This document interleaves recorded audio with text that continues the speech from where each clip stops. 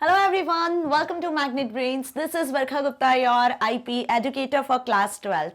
So students, आज हम क्या डिस्कस करने वाले हैं? आज इस वीडियो में हम डिस्कस करने वाले हैं क्लास 12th IP का sample paper. So class 12th informatics practice book code 065 CBSE ने टर्म 2 का आपका सैम्पल पेपर रिलीज कर दिया है 21-22 ईयर आपके एग्जाम के लिए. सो आज इस वीडियो में हम क्या डिस्कस करने वाले हैं? यही सैंपल पेपर को डिस्कस करने वाले हैं. ओके, क्योंकि यही सैंपल पेपर बताने वाला है कि आपकी बोर्ड एग्जाम में जो पेपर आने वाला है, क्वेश्चन पेपर आईपी का, वो कैसा होगा.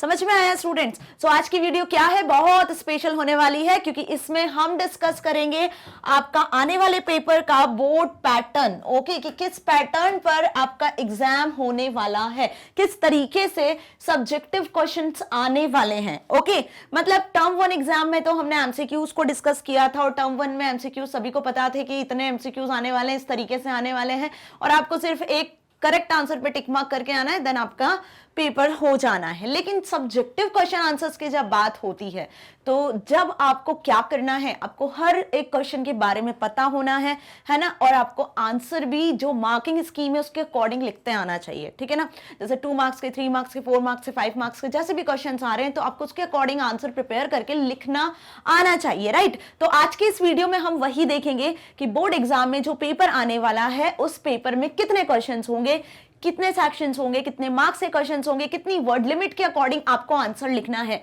ओके स्टूडेंट्स, तो चलिए स्टार्ट करते हैं आज के सैंपल पेपर को और आज की इस वीडियो को. ओके, सो टर्म 2 एग्जाम आपका होने वाला है, मैं भी फैब. Okay, so sample question paper 21-22 informatics practices 065 book code class 12th. अब ये जो पेज आपको शो हो रहा है, सबसे पहले ये है इंस्ट्रक्शंस पेज. ठीक है, एज इट इज इंस्ट्रक्शंस वाला पेज आपको अपने बोर्ड एग्जाम में भी मिलेगा जब आप क्वेश्चन पेपर सॉल्व करोगे तब. तो don't forget to see the instructions. Instructions को बहुत ध्यान से हमें पढ़ना है.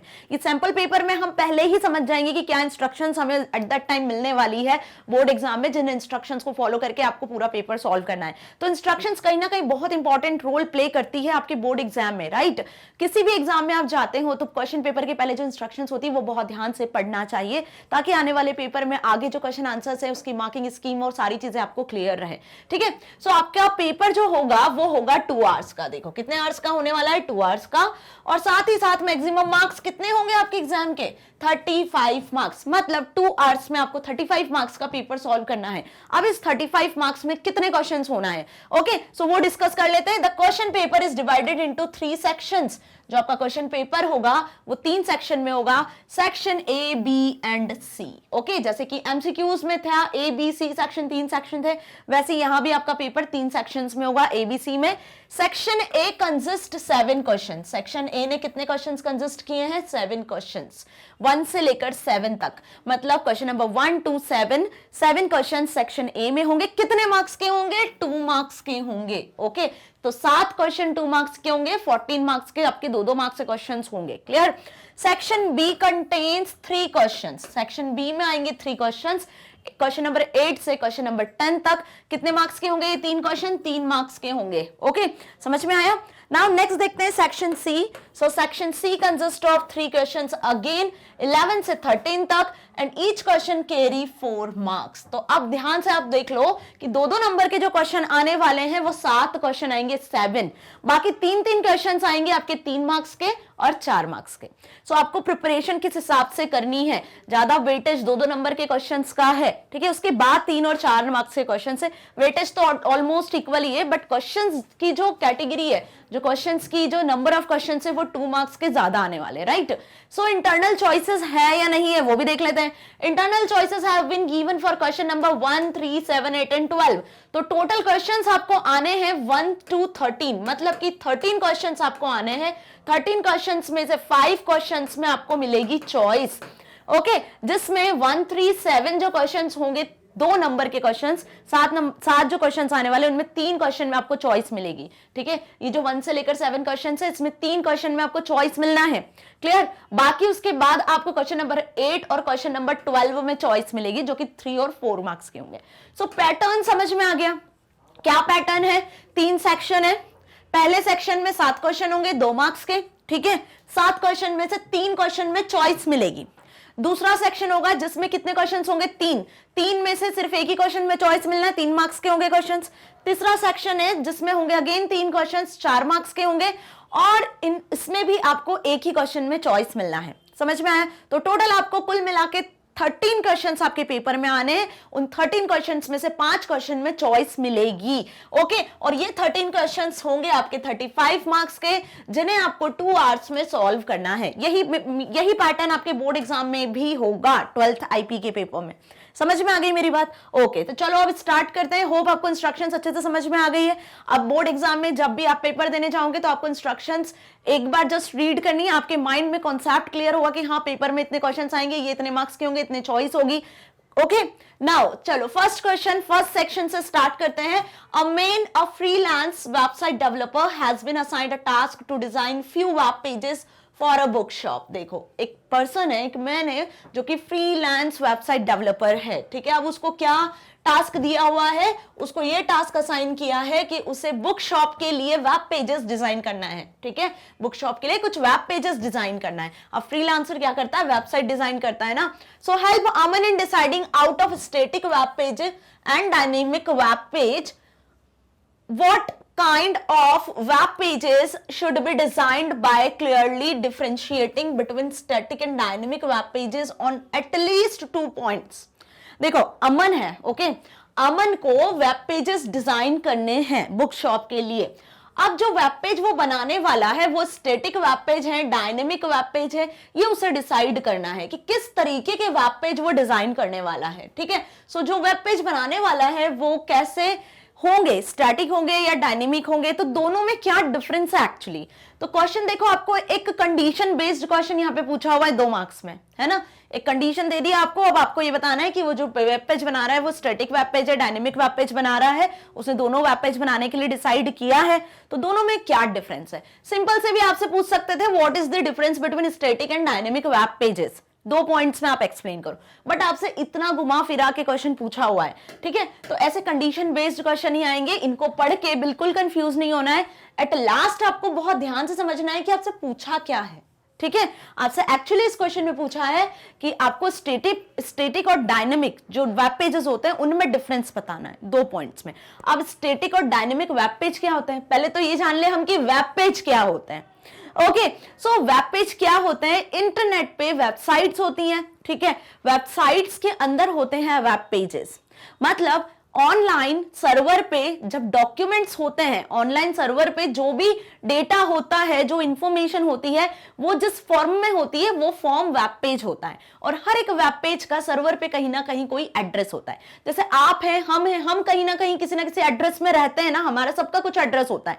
वैसे ही इंटरनेट पे ऑनलाइन जो सर्वर होता है, वेब सर्वर होता है, वहां पे वेब पेजेस होते हैं। उन वेब पेजेस का कुछ ना कुछ एड्रेस होता है, जिसे हम उसके वेबसाइट नाम से या वेब एड्रेस के नाम से पहचानते हैं। और एक सिंपल सा एग्जांपल बताओ, तो आप सभी के पास में बुक होती है, अपनी आईपी बुक भी है, ठीक है। अब आईपी बुक हो गई वेबसाइट, और बुक के अंदर जितने पेजेस होंगे वो क्या होंगे? वेब पेज होंगे। अब वेब पेज 2 तरीके से डिजाइन किए जाते हैं, स्टैटिक एंड डायनेमिक। कैसे डिजाइन किए जाते हैं? 2 तरीके से, स्टैटिक वेब पेज होते हैं और डायनेमिक वेब पेज होते हैं। स्टैटिक वेब पेज क्या होते हैं? स्टैटिक वेब पेज वो वेब पेज होते हैं जो सिंपल HTML में डिजाइन किए जाते हैं, जिसको एक बार यदि आपने सर्वर पे अपलोड कर दिया फिर आप उसमें चेंजेस नहीं कर सकते हो। आपको वापस से पूरा वेब पेज डिजाइन करना पड़ेगा, तब जाके आप चेंजेस कर पाओगे। लेकिन डायनेमिक, जैसे नाम से समझ में आ रहा है कि आपने एक बार यदि वेब पेज डिजाइन किया है तो आप उसमें डे टू डे अपडेट कर सकते हो, उसको चेंज कर सकते हो अपलोड करने के बाद भी। मतलब यदि वो वेब पेज, वो वेबसाइट एक बार होस्ट हो गई है, किस पर? वेबसाइट होस्ट हो गई है सर्वर पर, तो होस्ट होने के बाद में आप उसमें चेंजेस कर सकते हो बिना उसको दोबारा रीडिजाइन किए। बात समझ में आ गई? तो जैसे नाम से समझ में आ रहा है, स्टैटिक जो फिक्स्ड है, जिसमें चेंजेस नहीं कर सकते जिस वेब पेजेस में, वो स्टैटिक वेब पेज होते हैं। डायनेमिक जो एक बार अपलोड होने के बाद, होस्ट होने के बाद भी वेब पेजेस में आप चेंजेस कर सकते हो बिना उसको रीडिजाइन किए, that is called dynamic web page. अब यदि इनके एग्जांपल्स की बात करें तो आजकल जो भी रियल टाइम वेबसाइट्स हैं, जैसे आप ऑनलाइन शॉपिंग करते हो, ऑनलाइन गेम खेलते हो, है ना, जिनमें चेंजेस आप देखते रहते हो। शॉपिंग वेबसाइट्स में आप हमेशा देखते हो कि होम पेज चेंज हो रहा है, कुछ न्यू चीजें, आपको न्यू फीचर्स दिखते हैं, राइट। तो वो डायनेमिक वेबसाइट्स होती हैं। और वो वेबसाइट जो फिक्स्ड है, जिसमें कोई चेंजेस नहीं हो रहे, जो एक बार बन गई वैसी की वैसी आपको दिख रही है, वो स्टैटिक वेबसाइट्स होती हैं, स्टैटिक वेब पेजेस होते हैं। ओके, सो होप आपको क्वेश्चन समझ में आया। अब इस क्वेश्चन को देखो, 2 मार्क्स का क्वेश्चन है ना, तो आपसे पूछा है साफ साफ कि आपको स्टैटिक और डायनेमिक वेब पेजेस में डिफरेंस लिखना है, तो सिर्फ 2 पॉइंट लिखना है। ओके, 1-1 मार्क्स के दोनों पॉइंट होंगे, दोनों पॉइंट सोच समझ के बिल्कुल सही लिखना है, ठीक है। अब इसका आंसर भी देखेंगे। फर्स्ट क्वेश्चन जैसा मैंने बताया कि इसमें चॉइस है, तो ये देखो, और मैं आपको एक और क्वेश्चन पूछा है। क्या क्वेश्चन पूछा है? Priyanka, a beginner in IT field, had just started learning web technologies, है ना। प्रियंका एक कौन है? आईटी फील्ड में उसने जस्ट बिगिन किया है अपना काम करना, और वो क्या कर रही है? टेक्नोलॉजीज के बारे में सीख रही है। Help her in understanding the difference between website and web pages. अब वेबसाइट और वेब पेजेस में क्या डिफरेंस है उसको समझाने में हेल्प करनी है। मतलब सीधी सी बात है, यहाँ पे आपसे फिर डिफरेंस पूछा है इस क्वेश्चन में। क्या पूछा है? कि difference between website and web page, ठीक है, with the help of a suitable example of each. अब वेबसाइट और वेब पेज के एग्जांपल भी आपको यहाँ बताना है। तो क्वेश्चन देखो, पढ़ के ध्यान से समझना है आपको कि इस क्वेश्चन में एक्चुअली पूछा क्या है। ऊपर वाले क्वेश्चन में आपसे स्टैटिक डायनेमिक वेब पेजेस के बारे में डिफरेंस पूछा था, यहाँ आपसे वेबसाइट और वेब पेज के बारे में डिफरेंस पूछा है। तो अभी मैंने आपको वेबसाइट और वेब पेज में डिफरेंशिएट किया ना, कि वेबसाइट क्या हुआ, वेबसाइट के अंदर बहुत सारे वेब पेजेस होते हैं, ठीक है। एक वेबसाइट एक बुक की तरह होती है जिसके अंदर मल्टीपल पेजेस होते हैं। तो बुक हो गई आपकी वेबसाइट, और उसके अंदर जब पेजेस हैं, 100 पेजेस हैं, 200 है, 50 है, जितने भी पेजेस हैं वो कहलाएंगे वेब पेजेस, ठीक है। अब बुक आपको दिखती है, ऑक्यूपाई करती है, कोई स्पेस है ना, फिजिकली दिखती है, लेकिन ये जो वेबसाइट और वेब पेजेस होते हैं ये सर्वर पे अपलोड होते हैं सॉफ्टवेयर के फॉर्म में, ठीक है। ऑनलाइन डॉक्यूमेंट्स होते हैं जिनको आप एक्सेस करते हो, वेब पेज के फॉर्म में, वेबसाइट के फॉर्म में। देखा है ना आपने, कोई सी भी वेबसाइट, आपके स्कूल की वेबसाइट ले लो तो होम पेज होता है, ये पहला वेब पेज हुआ। होम पेज किसी भी वेबसाइट का फर्स्ट पेज होम पेज होता है, फिर लॉगिन पेज बनता है। इसी तरीके से फिर आप कोई स्पोर्ट्स है तो स्पोर्ट्स का एक वेब पेज बनेगा जिसमें स्पोर्ट्स की पूरी इंफॉर्मेशन होगी। एक एडमिशन का वेब पेज होगा जिसमें स्कूल में एडमिशन के पूरे वेब पेजेस होंगे। बात समझ में? एडमिशन की डिटेल होगी। तो एक वेबसाइट में मल्टीपल पेजेस होते हैं, जो मल्टीपल टैब्स आपको दिखते हैं ना कोई भी वेबसाइट में। जैसे ये कोई वेबसाइट आपने क्रिएट करी तो यहाँ पे आपको मल्टीपल टैब दिखते हैं, होम टैब, ठीक है, sports, admission, query, contact us. तो ये जितने टैब है ना, ये इतने वेब पेजेस हैं। ये आपका मेन जो होगा ये होम पेज होगा, ठीक है। इस होम पेज पे बाद जब आप इन टैब पे क्लिक करते जाओगे तो मल्टीपल वेब पेजेस खुलते जाएंगे। तो एक वेबसाइट एक बुक की तरह होती है जिसके अंदर मल्टीपल क्या होते हैं? वेब पेजेस होते हैं। बुक के अंदर जो पेज हुए वैसे यहाँ पे मल्टीपल टैब्स पे अलग अलग वेब पेज खुलते हैं, ठीक है। अब ये वेबसाइट वेब पेज बनाने के लिए हम किसका यूज करते हैं? वेबसाइट वेब पेजेस बनाने के लिए हम hyper text markup language HTML जैसे लैंग्वेजेस का यूज करते हैं, ठीक है। अब HTML तो बेसिक लैंग्वेज, एक बेस है वेब पेज वेबसाइट को डिजाइन करने के लिए। इसके अलावा भी बहुत सारी लैंग्वेजेस जैसे जावास्क्रिप्ट हो गया, ड्रीम व्यूवर सॉफ्टवेयर है ना, बहुत सारे ऐसे हम बोल सकते हैं वेबसाइट डिजाइन करने के लिए सॉफ्टवेयर्स होते हैं। आप इंटरनेट पे ऑनलाइन वेबसाइट भी डिजाइन कर सकते हो। ब्लॉग्स क्या होते हैं? एक तरीके से वेबसाइट डिजाइनिंग का ही एक तरीका होता है, ठीक है। तो चलो अब इनका आंसर डिस्कस कर ले कि एग्जाम में आपको किस तरीके से आंसर्स लिखना है। इन दोनों क्वेश्चन में से कोई सा भी एक क्वेश्चन अटेम्प्ट करके आना है जो आपको इजी लगे, ठीक है। सो सबसे पहले देख लेते हैं static and dynamic web page में क्या डिफरेंस है। Okay, so static web page, content of this type of web page can not be changed run time. जब आप किसी वेब पेज को एक्सेस कर रहे हो, इंटरनेट पे वेबसाइट को एक्सेस कर रहे हो, तो जिस वेब पेज के कंटेंट को आप चेंज नहीं कर सकते हो, ठीक है, वो क्या कहलाया? Static web page. Content of this type of web page can be changed at run time. Run time पे आप कंटेंट चेंज कर पा रहे हो तो वो क्या हुआ? डायनेमिक वेबसाइट, ठीक है। No interaction with server database is possible in case of static web page.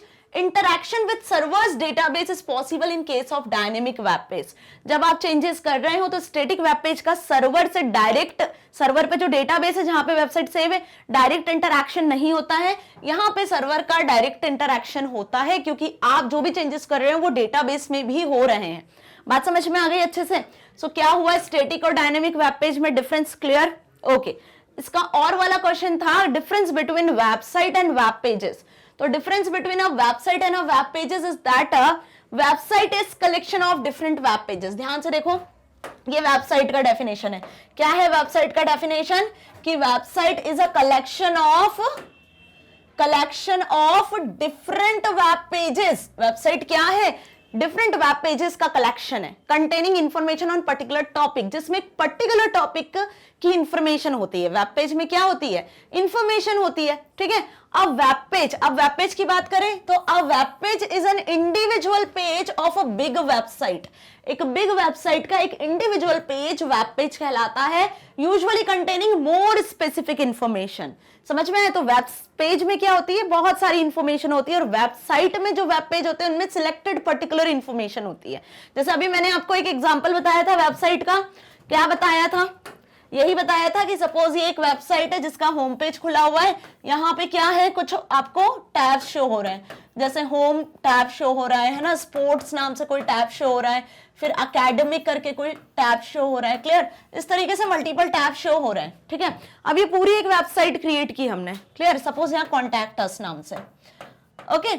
अब इस वेबसाइट को ध्यान से देखो, यहाँ पे 1 2 3 4 वेब पेजेस है, और हर एक वेब पेज की यदि बात करें, इस वेब पेज की यदि हम बात करते हैं स्पोर्ट्स वाले वेब पेज की, तो इसके अंदर कौन सी इंफॉर्मेशन होगी?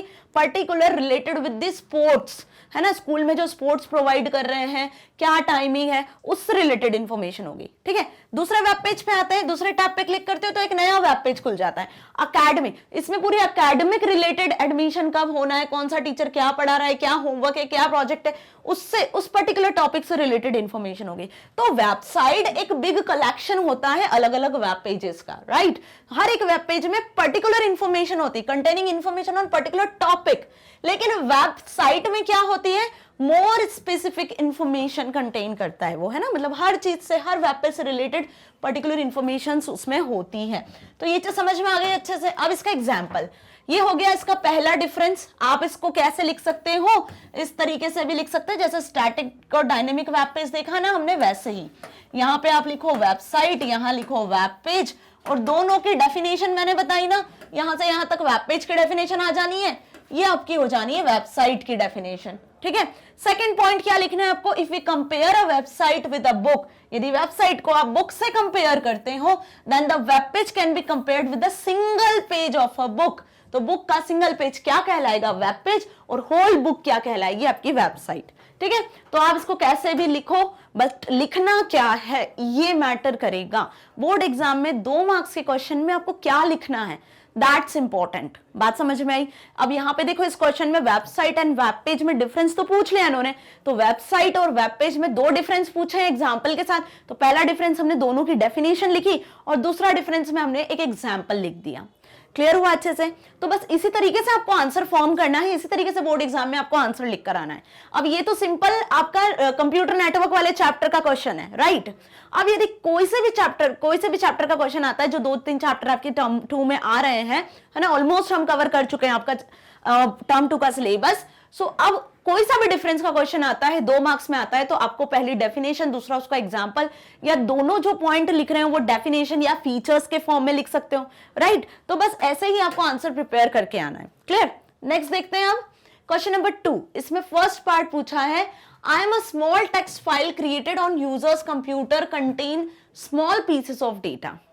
बहुत ध्यान से सुनना, आई am a small text file created on users computer contain small piece of data like a username, password and user browsing history as well as preferences may help to improve users web browsing experience।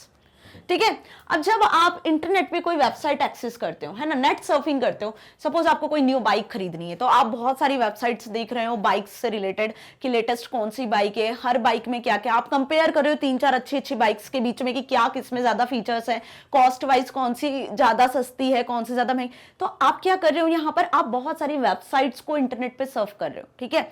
आप अलग अलग Amazon और बहुत सारी websites को देख रहे हो कि अलग अलग वेबसाइट्स में क्या फीचर्स हैं हर एक बाइक में। तो मतलब इस तरीके से जब आप इंटरनेट की सर्फिंग करते हो तो वहां पे क्या करते हो, वहां पे कुकीज नाम की एक चीज होती है। क्या होती है? कुकीज नाम की चीज होती है, जिसमें आपका यूजर नेम, पासवर्ड, जो भी ब्राउजिंग हिस्ट्री है कि आपने क्या क्या सर्च किया, ये सब जाकर सेव हो जाती है टेम्परेरी।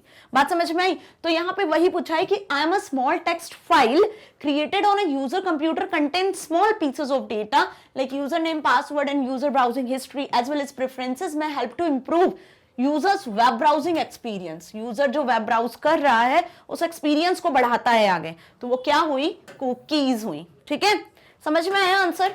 सो इस तरीके से भी पूछ सकते हैं, यहाँ पे ऐसे भी पूछ सकते थे डिफाइन कुकीज, तो आपको ये आंसर लिख देना था, राइट देखो कैसे क्वेश्चन पूछा है, क्वेश्चन पूछने का तरीका ध्यान रखो। तो आपको कुकीज क्या होती हैं ये भी पता होना चाहिए, और इस चीज को क्या बोलते हैं, कुकीज बोलते हैं, ये भी पता। डेफिनेशन को दोनों तरीके से याद करना है, नाम से भी आपको डेफिनेशन क्या है वो पता होना चाहिए, डेफिनेशन याद है तो ये किसकी डेफिनेशन है वो भी आपको पता होना चाहिए। क्लियर हुआ? नेक्स्ट क्या है इस सेकंड क्वेश्चन का सेकंड पॉइंट, फर्स्ट पॉइंट तो हमने पढ़ लिया, सेकंड पॉइंट है name any two popular web browsers. अब दो पॉपुलर वेब ब्राउजर के नाम बताना है। देखो बहुत इजी क्वेश्चन है, बिना वेब ब्राउजर के you can't access the internet. ये सबको पता है कि जो प्राइमरीली मोस्ट इंपॉर्टेंट सॉफ्टवेयर होता है जिसके बिना आप इंटरनेट को एक्सेस नहीं कर पाते हो, सर्वर पे जितने वेबसाइट है, वेब पेजेस, उन्हें एक्सेस नहीं कर पाओगे, तो उसके लिए हमें वेब ब्राउजर की जरूरत पड़ती है ना। तो web browser is a software which is used to access the internet. Server पे जो अपलोडेड वेबसाइट, वेब पेजेस हैं उन्हें एक्सेस करना है तो हम वेब ब्राउजर का यूज करते हैं। अब वेब ब्राउजर सबसे पहले आपके सिस्टम में इंस्टॉल होना चाहिए। कितने वेब ब्राउजर्स होते हैं? बहुत सारे वेब ब्राउजर्स होते हैं, internet explorer, Mozilla Firefox, Google Chrome, safari, opera, है ना। सो यहाँ पे आपको दो पॉपुलर वेब ब्राउजर के नाम लिखने हैं, जिसमें पहला होगा Google Chrome, obvious most of the people use करते हैं गूगल क्रोम को, और सेकंड मोस्ट पॉपुलर यदि हम बात करें वो है मोजिला फायरफॉक्स, ठीक है। सो इनके अलावा भी आप और वेब ब्राउजर्स के नाम लिख सकते हो, ऐसा नहीं है, पॉपुलर सभी हैं, okay. So Mozilla Firefox and Google Chrome are the most popular web browsers. दो वेब ब्राउजर के नाम लिखना है क्योंकि 2 मार्क्स का क्वेश्चन है, ओके। अब ये वेब ब्राउजर के नाम यहाँ पे कैसे इनकी मार्किंग होगी, हाफ हाफ नंबर से, ठीक है, क्योंकि क्वेश्चन नंबर 2 में 2 पार्ट थे, पहले पार्ट में कुकीज के बारे में पढ़ा और दूसरे पार्ट में हमने क्या देखा, वेब ब्राउजर के बारे में पढ़ा, ओके। नाउ नेक्स्ट देख लेते हैं, predict the output of the following queries, question number 3, ठीक है। अब ये है आपका चैप्टर कौन सा, एसक्यूएल क्वेरीज, एसक्यूएल फंक्शन से, ठीक है। यहां बहुत ध्यान से आपको देखना है क्योंकि एसक्यूएल फंक्शन से कैसे क्वेश्चन बनते हैं। या तो आपको क्वेरी दे देंगे, आउटपुट बताओ क्या आएगा, या आपको आउटपुट दे देंगे, इसके लिए कौन सी क्वेरी यूज किया है, कौन सा फंक्शन यूज किया है ये बताओ, इस तरीके से क्वेश्चन आएगा, ठीक है। तो अब मैंने आपको एसक्यूएल फंक्शंस बहुत अच्छे से पढ़ाए, सारे फंक्शंस हम पढ़ चुके हैं अप्रॉक्स। कितने टाइप के फंक्शन होते हैं एसक्यूएल फंक्शन? 2 टाइप के होते हैं, सिंगल रो फंक्शन, मल्टीपल रो फंक्शन। सिंगल रो फंक्शन में हमने क्या क्या पढ़ा था, ध्यान से देख लो, एक बार मैं आपको क्विक रिवीजन प्रोवाइड कर देती हूं इसका, कि एसक्यूएल फंक्शंस 2 टाइप के होते हैं। पहला होता है सिंगल रो फंक्शन, दूसरा होता है मल्टीपल रो फंक्शन, ओके। अब सिंगल रो फंक्शन में कितने टाइप के फंक्शंस हमने देखे थे? 3 टाइप के फंक्शंस देखे थे। कौन कौन से? पहला देखा था हमने स्ट्रिंग फंक्शंस, दूसरा देखा था मैथ फंक्शन जिसको हम न्यूमेरिक फंक्शन के नाम से भी जानते हैं, और थर्ड देखा था हमने डेट एंड टाइम फंक्शन, ठीक है। ये 3 टाइप के हमने फंक्शंस देखे थे। स्ट्रिंग फंक्शंस में आपने क्या क्या पढ़ा था? स्ट्रिंग फंक्शंस में हमने एल केस, यू केस, है ना, mid function, trim function, L trim, R trim, left, right, okay, और सब एसटीआर, मिड के अंदर ही आएगा वो सब एसटीआर वगैरह, इन एसटीआर, लेंथ फंक्शन, है ना। अप्रॉक्स हमने इतने फंक्शंस पढ़ लिए थे स्ट्रिंग में, स्ट्रिंग टाइप में। फिर हमने मैथ फंक्शन देखा था। मैथ फंक्शन में आपने कौन कौन से फंक्शंस पढ़े थे? मैथ फंक्शन में हमने पढ़े थे यहां पर राउंड फंक्शन, पावर फंक्शन, ठीक है, एसक्यूआरटी, साइन फंक्शन, ट्रंकेट, कुछ इन फंक्शंस को डिस्कस किया था, ठीक है। इन सब के आगे ब्रैकेट्स ओपन करना है, आपको पैरेंथेसिस लगाना है, तभी ये बताते हैं कि ये फंक्शंस हैं। अदरवाइज आप इनको कैसे ट्रीट कर सकते हो, ये फंक्शंस की तरह यूज नहीं होते हैं फिर, ठीक है। जब पैरेंथेसिस लगते हैं किसी फंक्शन के नाम के आगे तभी पता चलता है कि हाँ ये फंक्शन है। क्यों? क्योंकि फंक्शन हमेशा आर्ग्यूमेंट एक्सेप्ट करता है, फंक्शंस के अंदर हमेशा कुछ ना कुछ आर्ग्यूमेंट्स होते हैं, ओके। अब डेट एंड टाइम फंक्शन में हमने क्या देखा था? नाउ फंक्शन देखा था, ईयर, मंथ, है ना, डेट, ये सारे फंक्शंस हमने देखे थे।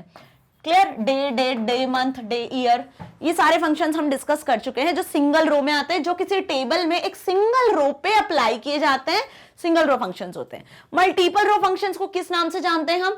एग्रीगेट फंक्शन के नाम से भी जानते हैं। किस नाम से जानते हैं मल्टीपल रो को? Aggregate function. अब एग्रीगेट फंक्शन जिसमें आप मल्टीपल रो को एक देखते हो और उस मल्टीपल रो में से एक रिजल्ट निकलता है ना। तो इसमें कौन कौन से फंक्शन देखे हमने? मिन, मैक्स, सम, एवीजे, ठीक है, काउंट। इन फंक्शंस के बारे में हमने पढ़ा था एग्रीगेट फंक्शन है, ये सारे मल्टीपल रो फंक्शन है, जैसे मिनिमम मैक्सिमम फाइंड आउट करवाना है तो पूरे कॉलम की वैल्यूज को देखा जाएगा जिसमें से एक मिनिमम वैल्यू निकलेगी, ठीक है। तो मल्टीपल रो को फेच किया जा रहा है और एक सिंगल आंसर हमें मिल रहा है, तो ये इसलिए इसे कहा जाता है मल्टीपल रो फंक्शंस, ठीक है। तो इतने फंक्शंस हम पढ़ चुके हैं, प्रैक्टिकल भी देख चुके हैं, ओके। सो अब ये क्वेश्चन जो आया है यहाँ पे क्वेश्चन नंबर 3, इसको बहुत ध्यान से देखना है। सिलेक्ट पावर ऑफ 5,3, आंसर लिखा हुआ है आपके सामने, बट आपको यहाँ पे बताना है प्रेडिक्ट दी आउटपुट। आउटपुट क्या आएगा इस क्वेरी का जब आप ये क्वेरी को MySQL पे रन करोगे। तो पावर फंक्शन क्या करता है, जल्दी बताओ। पावर फंक्शन का काम होता है पावर कैलकुलेट करना। तो पावर फंक्शन के ब्रैकेट में हमने क्या लिखा है, 5,3। तो पहले हम वो नंबर लिखते हैं जिसकी पावर कैलकुलेट करना है। कितनी पावर कैलकुलेट करना है उसका एक्सपोनेंशियल फॉर्म हम बाद में लिखते हैं, है ना। तो यहां हम मेंशन करते हैं कि इस नंबर की पावर कितनी कैलकुलेट करना है। तो मतलब यहां पे 5 की पावर, 5 नंबर जिसकी पावर आपको 3 टाइम्स कैलकुलेट करना है, 5 की पावर 3 कैलकुलेट करना है। तो 5 इंटू 5 इंटू 5, 5 को 3 टाइम मल्टीप्लाई करेंगे तो आउटपुट क्या है, 125। So what is the output, output is 125। तो बात समझ में आ गई। पावर फंक्शन 2 आर्ग्यूमेंट लेता है, पहला आर्ग्यूमेंट नंबर जिसकी पावर जितनी कैलकुलेट करवानी है, बाद में हम स्पेसिफाई करते हैं कॉमा लगा के उसकी पावर, है ना। कभी भी ऐसा मत कर देना, ये नहीं होता है, ठीक है। ये यदि होगा 3 की पावर 5 होगी तो यहां हम 3,5 लिखेंगे, पहले नंबर स्पेसिफाई करेंगे, ओके। तो power function takes first the number, पहला जो आर्ग्यूमेंट होगा वो नंबर जिसकी पावर जितनी निकालनी है आपको, ओके।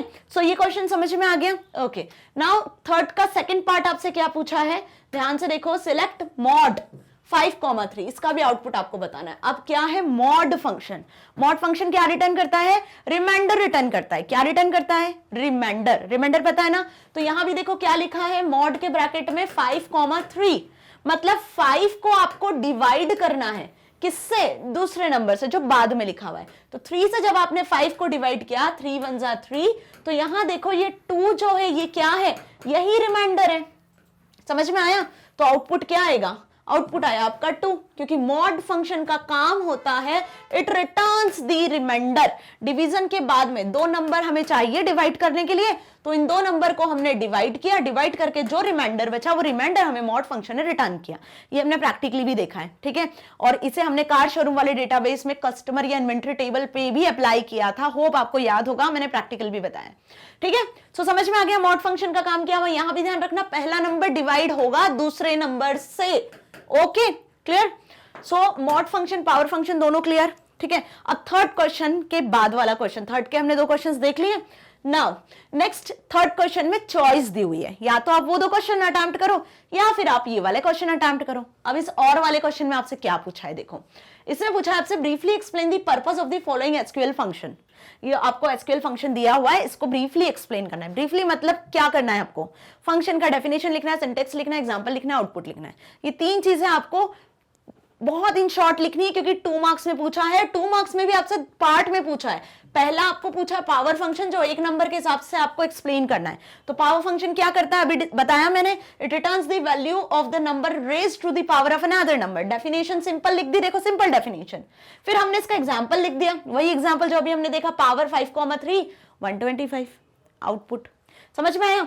सेकंड फंक्शन क्या है, ध्यान से देखो, सेकंड फंक्शन पूछा है mod function. Again mod function भी अभी हमने देखा, it returns the remainder of a number divisible by another number. तो mod function takes the 2 arguments, 2 argument हमने 2 नंबर दे दिए जिनको डिवाइड करना है, डिवाइड करने के बाद में जो रिमाइंडर रिटर्न होगा वो इसका आउटपुट होगा। तो देखो यहाँ पे 1 नंबर में आपने इन शॉर्ट सारी चीजें समझा दी इस फंक्शन के बारे में, एग्जाम्पल भी बता दिया, आउटपुट भी बता दिया, डेफिनेशन भी बता दी। इस तरीके से ही एग्जाम में आंसर लिखकर आना है। क्वेरी पूछी थी तो आउटपुट बताना था, यहां पे आपसे फंक्शन पूछा है तो फंक्शन को आपने किस तरीके से एक्सप्लेन किया एग्जाम्पल के साथ, वो चीज आपको ध्यान रखनी है एग्जाम में, ओके।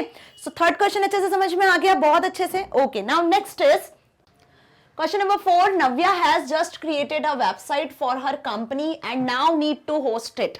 क्वेश्चन नंबर 4 में क्या पूछा है कि Navya has just created a website, उसने एक वेबसाइट क्रिएट की है उसकी कंपनी के लिए, और अब वेबसाइट तो क्रिएट कर ली, उसको होस्ट करना है, ठीक है। कहां पर होस्ट करते हैं वेबसाइट को? सर्वर पर होस्ट करते हैं। So briefly discuss the role of web server in hosting a website. तो वेबसाइट को होस्ट करने के लिए वेब सर्वर का क्या रोल होता है वो बताना है, ठीक है। क्वेश्चन समझ में आ गया? सिंपल, आपसे इतना क्वेश्चन पूछा हुआ है कि वेब सर्वर क्या होता है ना, किस तरीके से उस पर वेबसाइट होस्ट होती है, बस ये क्वेश्चन आपसे यहां पे पूछा हुआ है। Clear? So role of a web server in hosting a website. तो अब क्या होता है वेब सर्वर का रोल? पहले तो वेब सर्वर क्या होता है, जैसे मैंने कि अभी स्टार्टिंग वाले क्वेश्चन में ही आपको समझाया था कि वेब सर्वर मतलब कि वो सॉफ्टवेयर, वो लार्ज डेटाबेस सॉफ्टवेयर जिसमें सारी इंफॉर्मेशन सेव होती है, हर तरीके की वेबसाइट, वेब पेजेस का एड्रेस होता है, ठीक है। क्योंकि यूजर कब कैसे वेब ब्राउजर का यूज करके कैसे इंफॉर्मेशन सर्च करे, वो डेटाबेस से ही सर्च होती है ना। डेटाबेस में जो डेटा होता है वो कहां सेव होता है? वो सर्वर में ही सेव होता है। अब वेब सर्वर भी सिर्फ एक ही सर्वर नहीं है, web server, mail server, file server, हर चीज के अलग अलग सर्वर्स होते हैं जिसमें डेटाबेस के फॉर्म में डेटा को मेंटेन किया जाता है, ठीक है। अब आपकी फाइल को, आपको वेबसाइट को जो आपने क्रिएट की उसको होस्ट करना है वेब सर्वर पे, तो होस्ट करने की कुछ प्रोसेस होती है। So web server is the main centralised computer system that host and runs the website. क्या होता है? एक मेन सेंट्रलाइज्ड कंप्यूटर सिस्टम होता है जो वेबसाइट को रन करता है और वेबसाइट को होस्ट करता है। It has a computer program that distributes web pages as they request. Okay, मतलब जो वेब पेजेस रिक्वायर्ड होते हैं, जो वेब पेजेस की रिक्वेस्ट आती है वेब सर्वर के पास, वो वेब सर्वर अपने पास चेक करता है, डेटाबेस में होते हैं तो उससे क्या करता है? रेस्पॉन्स कर देता है, सेंड कर देता है वेब ब्राउजर तक। So the basic role of web server is to store, ध्यान से देखो बेसिक रोल क्या हुआ? स्टोर करना वेब पेज को, उन्हें प्रोसेस करना और डिलीवर करना कहां पर? यूजर तक, जब उसे रिक्वायरमेंट हो, ठीक है। और इनमें हेल्प करने वाला जो सॉफ्टवेयर होता है वो होता है वेब ब्राउजर। समझ में आया? मतलब कुछ इस तरीके से प्रोसेस होती है। ये होता है आपका क्लाइंट सिस्टम, या फिर हम बोले कि यहाँ पे होता है यूजर, ठीक है। यूजर जो रिक्वेस्ट करता है, यूजर क्या करता है? यूजर रिक्वेस्ट करता है किसको? सर्वर सिस्टम को। यूजर ने रिक्वेस्ट की कोई भी इंफॉर्मेशन जो उसे सर्वर से चाहिए, सर्वर क्या करेगा? फिर अलग अलग सर्वर के डेटाबेसेस, सर्वर के पास क्या होते हैं? अलग अलग डेटाबेसेस होते हैं, ठीक है। और उन डेटाबेसेस में फिल होती है इंफॉर्मेशन। तो जो भी रिक्वेस्ट करा है यूजर ने, सर्वर उन डेटाबेसेस में इंफॉर्मेशन को एक्सेस करने की कोशिश करता है।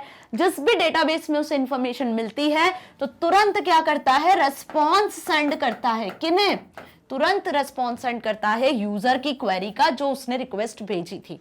तो server store, process and deliver the web pages to the user as and when required. Okay, अब यहाँ पूरी होस्टिंग की प्रोसेस नहीं एक्सप्लेन करनी है आपको, सिर्फ यहाँ पे आपको रोल बताना है कि what is the role of web server in hosting a website, ठीक है। कि कोई वेबसाइट यदि सर्वर पे होस्ट होती है तो किस तरीके से शो होती है ना।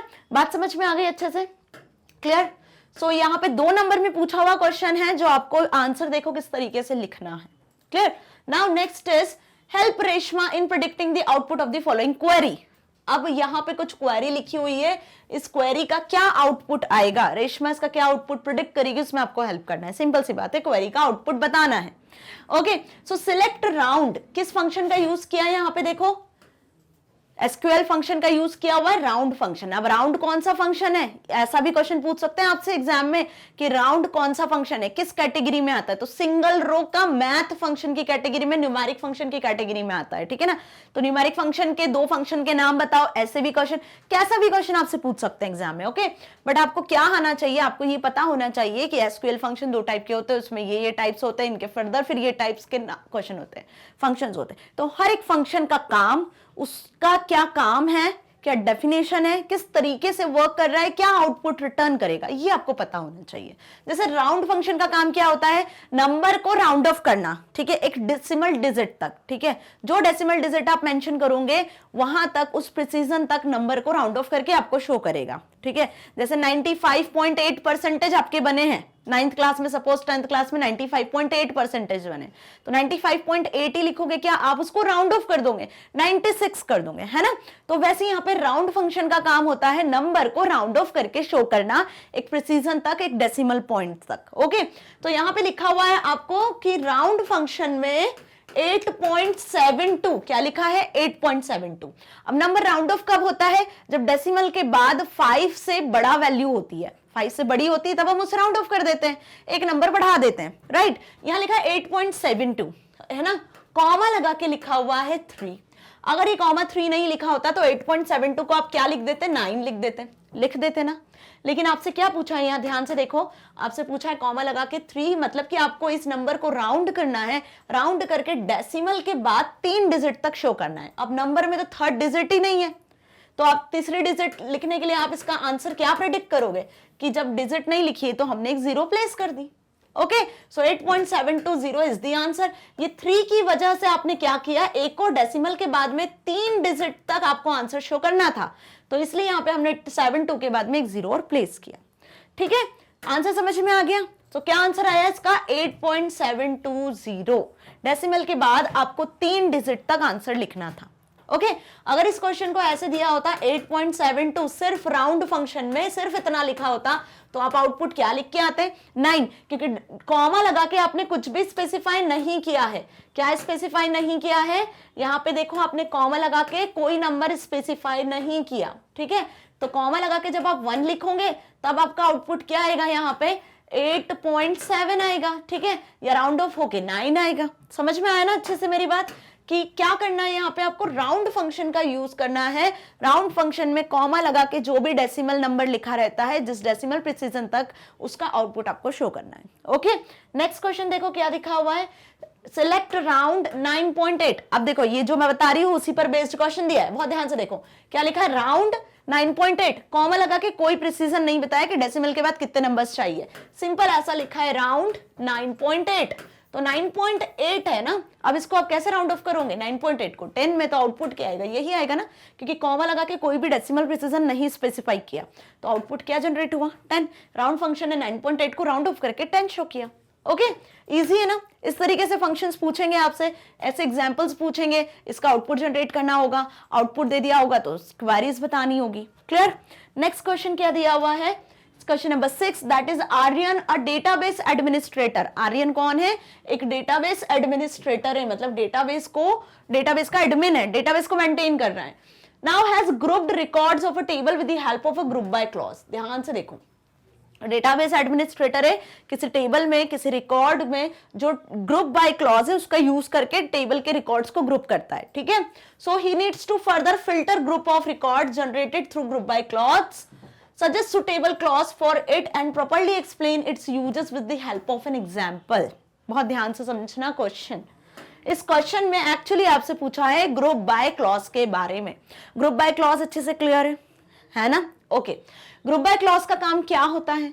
ग्रुप बाय क्लॉज का काम होता है जब टेबल में किसी कॉलम में रो में जब क्या होती हैं, एक जैसी वैल्यूज होती हैं तो उनका एक ग्रुप क्रिएट कर दिया जाता है। किसके थ्रू? ग्रुप बाय क्लॉज के थ्रू।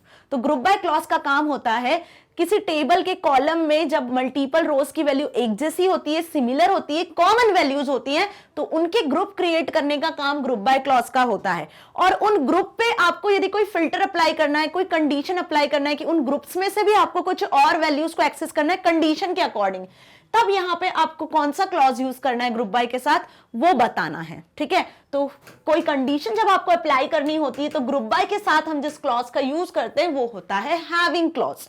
ये भी मैं पढ़ा चुकी हूं। ओके, होप आपने वीडियो देखी होगी ग्रुप बाय हैविंग क्लॉज वाली। So suggest suitable clause for it, तो हमने सुटेबल क्लॉज कौन सा बता दिया? Having clause.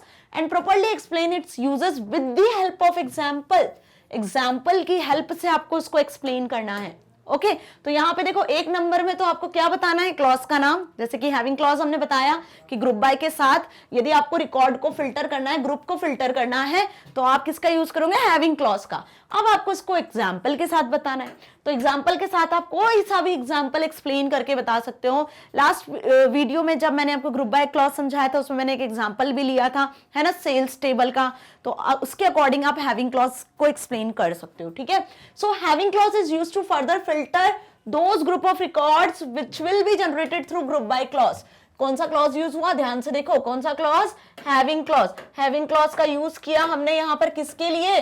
रिकॉर्ड्स को फिल्टर करने के लिए। कौन से रिकॉर्ड्स को फिल्टर करने के लिए? जिसे ग्रुप बाय क्लॉज ने ग्रुप किया था। समझ में आया? ग्रुप बाय क्लॉज जिन रिकॉर्ड्स को ग्रुप करता है उनमें यदि आपको कोई फिल्ट्रेशन अप्लाई करना है, कोई कंडीशन के अकॉर्डिंग वैल्यू एक्सेस करना है, तो हैविंग क्लॉज यूज होता है। ये इंपॉर्टेंट है, having clause, group by clause का क्वेश्चन हमेशा आता है, 100% आपके पेपर में क्वेश्चन आएगा इसका।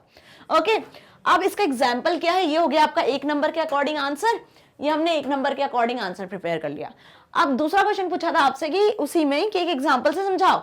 एग्जाम्पल ध्यान से देखो क्या लिखा है, सिलेक्ट, और हमेशा ग्रुप बाय को किसके साथ एक्सेस करते हैं, सिलेक्ट कमांड के साथ, क्योंकि ग्रुप बाय क्लॉज करता क्या है, ग्रुप बना के आपको रिकॉर्ड को डिस्प्ले करता है। तो रिकॉर्ड को डिस्प्ले करवाना है मतलब कि सिलेक्ट स्टेटमेंट का यूज करना है। सिलेक्ट स्टेटमेंट का काम ही होता है रिकॉर्ड को डिस्प्ले करना। सो सिलेक्ट मैक्स, मैक्स मतलब क्या, एग्रीगेट फंक्शन मार्क्स।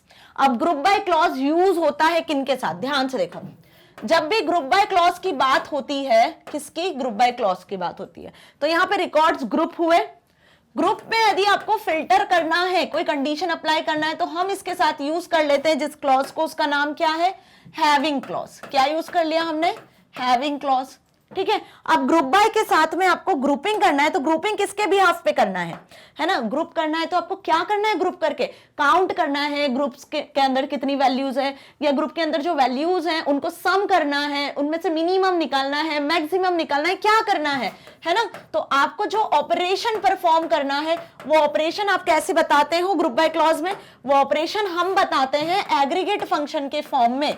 किसके फॉर्म में, एग्रीगेट फंक्शन के फॉर्म में। एग्रीगेट फंक्शन क्या हो गए आपके, मिन, मैक्स, सम, एवीजे, काउंट, है ना, इन फंक्शंस के फॉर्म में, ठीक है। अब तीसरी चीज मैंने क्या बताई जो हम यहाँ यूज करते हैं, वो ये है कि ग्रुप बाय क्लॉज हमेशा लिखा जाता है क्वेरी में किस स्टेटमेंट के साथ, सिलेक्ट स्टेटमेंट के साथ, ठीक है, कि आपको जो भी फंक्शन अप्लाई करना है, जो भी फिल्टर या कंडीशन अप्लाई करनी है, तो वो किसी ग्रुप के अंदर अप्लाई करनी है और उस ग्रुप से आपको वैल्यू को डिस्प्ले करवाना है। तो वैल्यू को डिस्प्ले करवाने के लिए हम यूज करते हैं सिलेक्ट स्टेटमेंट।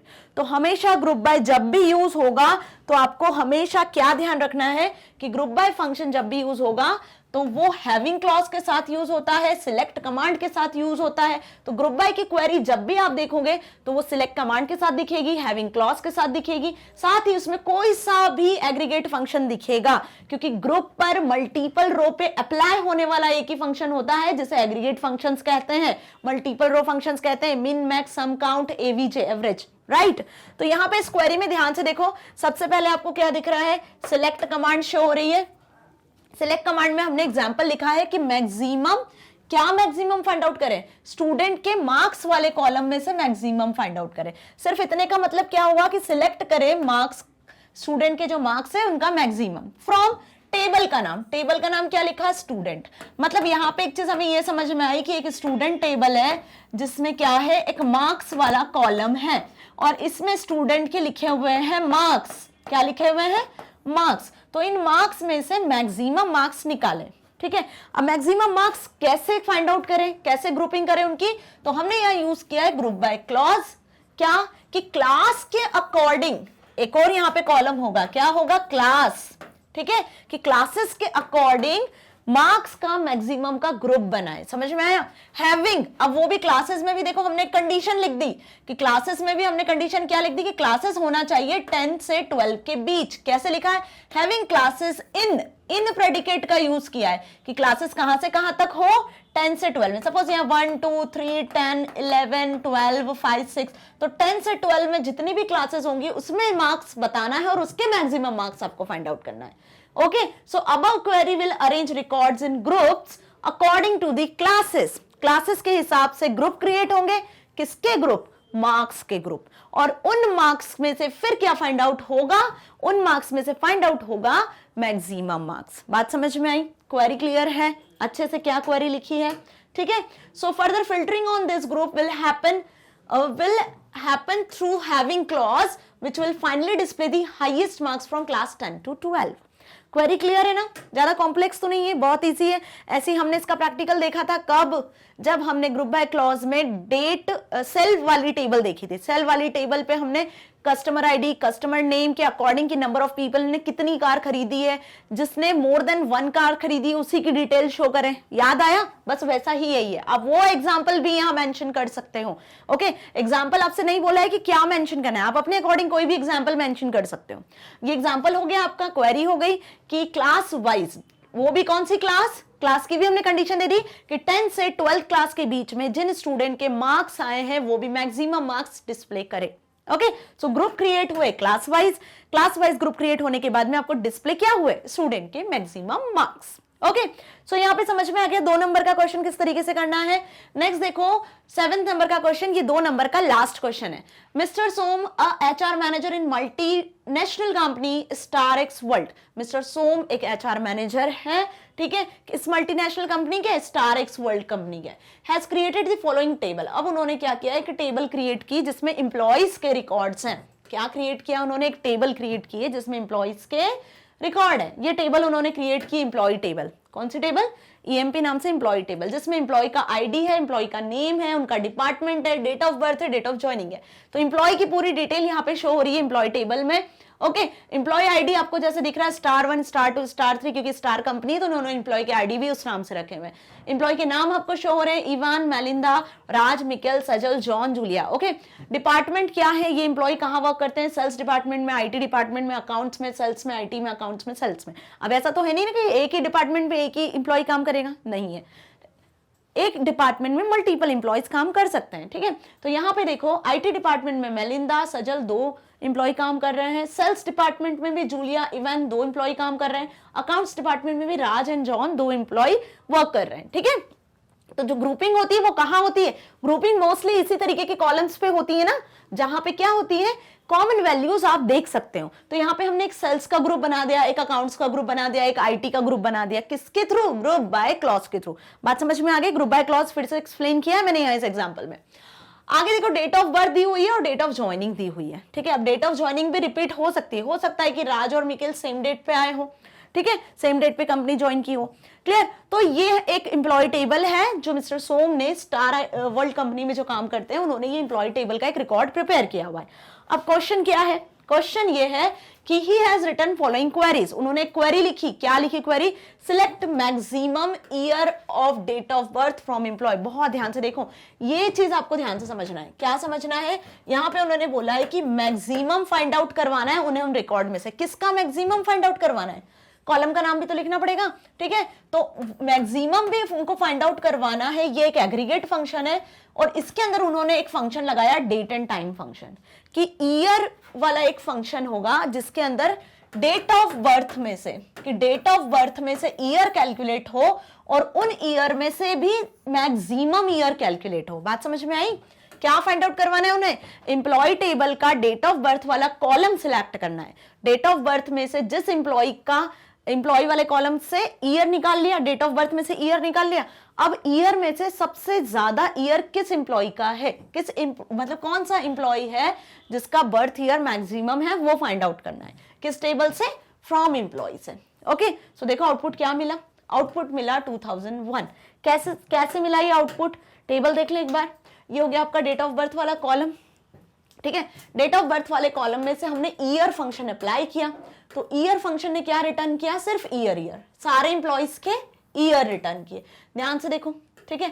अब मैक्स फंक्शन आपने इस पे अप्लाई कर दिया, तो मैक्स फंक्शन ने क्या कर दिया, इन सभी ईयर्स में से मैक्सिमम ईयर कौन सा है, मैक्सिमम ईयर 2001 है, तो मैक्सिमम ईयर रिटर्न किया। तो आउटपुट इसीलिए आपको क्या दिख रहा था, आउटपुट आपको शो हो रहा था 2001। तो टेबल ध्यान से देखनी है। टेबल को ध्यान से देखने के बाद में दूसरी चीज क्या ध्यान रखनी है आपको, फंक्शंस कौन से यूज हुए हैं। ईयर फंक्शन का काम था ईयर रिटर्न करना, पूरी डेट में से डी एम वाई वाई वाले फॉर्मेट में से वाई मतलब ईयर रिटर्न करना। ईयर में पे भी आपने कौन सा फंक्शन अप्लाई कर दिया, मैक्स फंक्शन अप्लाई कर दिया। तो मैक्स ने क्या किया, मैक्सिमम ईयर रिटर्न कर दिया एम्प्लॉय का। ठीक है, इसी तरीके से मिन भी हो सकता है, सम भी हो सकता है, एवरेज भी हो सकता है, कोई सा भी फंक्शन आपसे पूछ सकते हैं। ओके, नेक्स्ट क्वेरी क्या पूछिए, select E name from employee where month of date of joining is equals to 11। बहुत ध्यान से देखो, सिलेक्ट ई नेम, क्या सिलेक्ट करना है टेबल में से, सिर्फ एम्प्लॉय का नाम। क्या सिलेक्ट करना है, एम्प्लॉय का नाम। कौन से एम्प्लॉय का नाम, ईएमपी टेबल में से कौन से एम्प्लॉय का नाम सिलेक्ट करना है, वेयर, जहां पर मंथ जहां पर मंथ फंक्शन किसमें, डेट ऑफ ज्वाइनिंग में, डेट ऑफ ज्वाइनिंग में मंथ फंक्शन का काम होगा मंथ रिटर्न करना। मंथ क्या होगा, 11। डेट ऑफ ज्वाइनिंग में मंथ फंक्शन के हिसाब से जिस भी इंप्लॉय का मंथ 11 होगा उस इंप्लॉय का नाम रिटर्न करना है। क्वेरी समझ में आई? टेबल देखें। ओके, ये टेबल देखो ध्यान से, डेट ऑफ ज्वाइनिंग देखो। डेट ऑफ ज्वाइनिंग पे हमने अप्लाई किया कौन सा फंक्शन, मंथ फंक्शन। तो DDMMYY फॉर्मेट होता है, तो यहां पे ये है मंथ आपके, है ना, मंथ फंक्शन ने ये मंथ रिटर्न किया। अब इन मंथ में देखो 11 कहां पर है, ये है आपका 11 वाला मंथ। तो यहां पे आपको 11 वाला मंथ मिल गया, तो उस 11th मंथ वाले इंप्लॉय को आपको क्या करना है, उसका नाम रिटर्न करना है। तो 11 मंथ वाले इंप्लॉय का नाम क्या है, मेलिंडा। ठीक है, तो आउटपुट क्या मिला आपको, मेलिंडा इंप्लॉय का नाम मिला।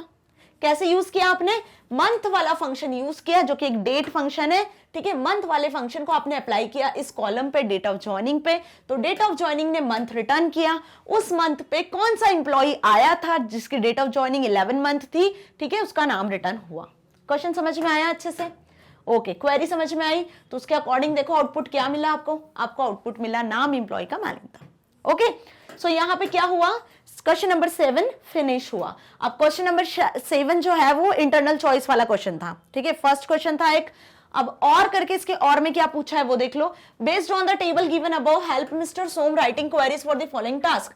मिस्टर सोम ने जो कुछ क्वेरीज लिखी हैं आपको इस टास्क के बेस्ड पर एसक्यूएल क्वेरीज लिखनी है। To display the name of the eldest employee and his और हर डेट ऑफ बर्थ। अब उस टेबल में आपको क्या देखना है कि एल्डेस्ट एम्प्लॉय क्या कौन है और उसकी डेट ऑफ बर्थ आपको शो करवानी है। ये क्वेरी लिखी है, इसके अकॉर्डिंग आपको एसक्यूएल क्वेरी बनानी है। मतलब एक क्वेश्चन है उनका उस टेबल से कि क्या display the name of eldest employee, वो एम्प्लॉय का नाम डिस्प्ले करे जिसकी डेट ऑफ बर्थ में ये देखना है आपको कि कौन सा एम्प्लॉय एल्डेस्ट है, उसका नाम डिस्प्ले करे। क्वेश्चन समझ में आया अच्छे से? मतलब यहां पे ध्यान से देखो कि डेट ऑफ बर्थ वाले कॉलम को आपको क्या करना है, टारगेट करना है। डेट ऑफ बर्थ में एल्डेस्ट डेट ऑफ बर्थ किसकी है, उस एम्प्लॉय का नाम। तो डेट ऑफ बर्थ में हम कौन सा फंक्शन अप्लाई करेंगे एल्डेस्ट फाइंड आउट करवाने के लिए? पहले तो ये सोचो कि एल्डेस्ट फाइंड आउट करवाने के लिए हम डेट ऑफ बर्थ में कौन सा फंक्शन अप्लाई करेंगे। तो यहां हम अप्लाई करेंगे कौन सा फंक्शन, मिन, क्योंकि जितनी मिनिमम डेट ऑफ बर्थ होगी, मेरी बात समझ में आ रही है, ईयर, मतलब जितना कम होगा डेट ऑफ ईयर उतना एल्डेस्ट होगा एम्प्लॉय। ठीक है ना, तो यहां पे हमने मिन फंक्शन लगाया। मिन फंक्शन में से हमने डेट ऑफ बर्थ पे कौन सा फंक्शन अप्लाई किया है, ईयर। कि एल्डेस्ट कैसे पता करोगे आप, ईयर से पता करोगे ना, राइट। तो ईयर फंक्शन हमने अप्लाई किया और सिलेक्ट क्या करवाना है, जब आपको डेट ऑफ बर्थ मिल गई उसमें एल्डेस्ट ईयर मिल गया मिन फंक्शन का यूज करके, तो उस वाले एम्प्लॉय का नेम शो करवाना है। तो सिलेक्ट करवाया हमने E name. From which table, from employ table. Okay, clear हुआ? सो इस क्वेरी का मतलब क्या था, इस क्वेरी का मतलब ये था कि डेट ऑफ बर्थ पे आपने अप्लाई किया है ईयर फंक्शन। कौन सा फंक्शन, ईयर फंक्शन। तो आपको रिटर्न हुए इन सभी एम्प्लॉयज के ईयर। अब इसमें आपने अप्लाई कर दिया मिन फंक्शन। कौन सा फंक्शन, मिन। मिन क्या करेगा, इसमें सबसे मिनिमम वैल्यू देखेगा। ठीक है, मिनिमम वैल्यू क्या दिख रही है आपको यहाँ पे, देखो ध्यान से, मिनिमम वैल्यू आपको मिल रही है 1994। ये सबसे कम वाला ईयर है, मतलब सबसे एल्डेस्ट जो एम्प्लॉय है वो कौन है, ईवान। तो आउटपुट में आपको क्या मिलेगा इसके अकॉर्डिंग, ईवान। यही उनका क्वेश्चन था कि एल्डेस्ट एम्प्लॉय जो है उसका नाम शो करे, उसका नाम डिस्प्ले करे। ओके, क्लियर हुई क्वेरी? Okay.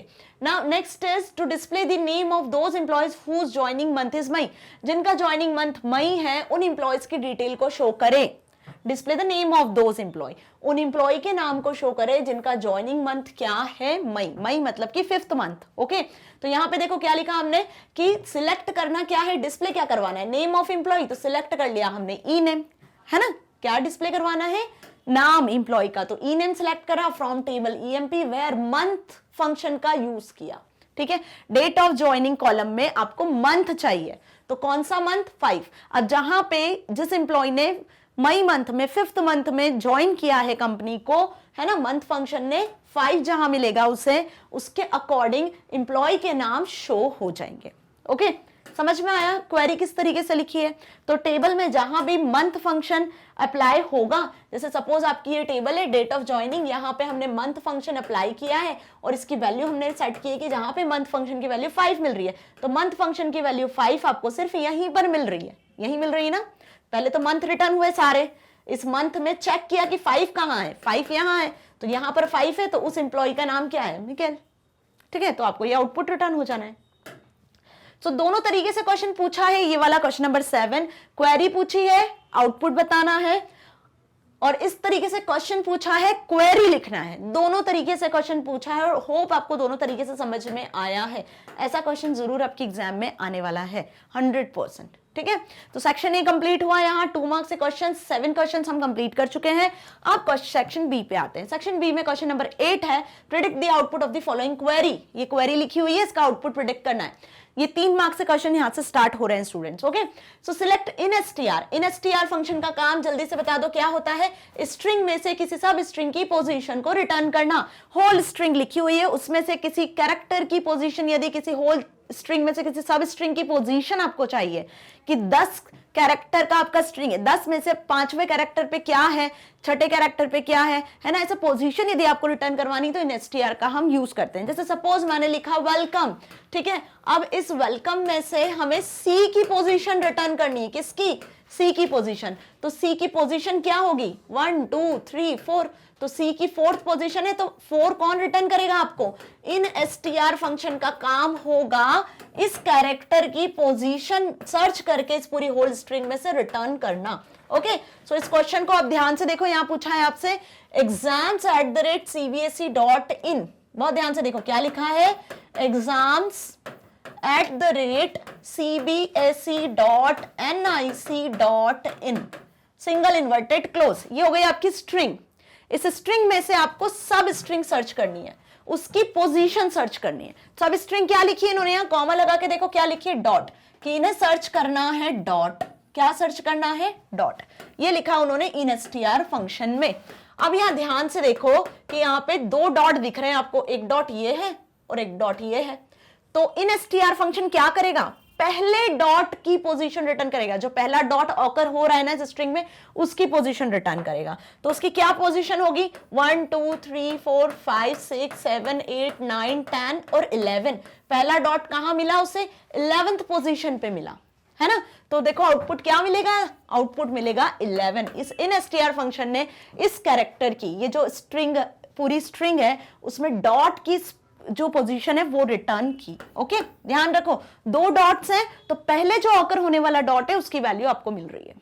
ओके, क्लियर हुआ अच्छे से कि इनएसटीआर फंक्शन सिंगल इन्वर्टेड में आप जो भी लिखोगे वो एक स्ट्रिंग की तरह ट्रीट होगा, चाहे कोई सिंबल हो, कोई नंबर हो, डॉट हो, कोई सा भी सिंबल हो, $, कुछ भी, या खुद स्पेस क्यों ना हो, स्पेस भी काउंट होगी। ओके, ये मैं बता चुकी हूं पहले भी। तो आउटपुट समझ में आया। Now select SUBSTR exams@cbse.in। SUBSTR function का यूज किया है 7,4। ध्यान से देखो सबएसटीआर का काम क्या होता है, सबएसटीआर का काम होता है स्ट्रिंग में से स्ट्रिंग सर्च करना। इनएसटीआर पोजीशन रिटर्न करता है, फिर से बोल रही हूं, इनएसटीआर पोजीशन रिटर्न करता है, सबएसटीआर स्ट्रिंग रिटर्न करेगा, स्ट्रिंग में से सब स्ट्रिंग रिटर्न करेगा। जैसे यहां पे लिखा है exams@cbse.nic.in। ठीक है, ये क्या लिखा हुआ है, पूरी स्ट्रिंग लिखी हुई है। ठीक है, अब इस स्ट्रिंग में से क्या करना है आपको, 7th पोजीशन से, कॉमा लगा के क्या स्पेसिफाई किया हमने, पोजीशन, 7th पोजीशन से कितने कैरेक्टर्स निकालने हैं, 4 कैरेक्टर्स निकालने हैं। फिर कॉमा लगा के हमने क्या स्पेसिफाई किया, नंबर ऑफ कैरेक्टर्स। तो ये किसका काम होता है, सब एसटीआर फंक्शन।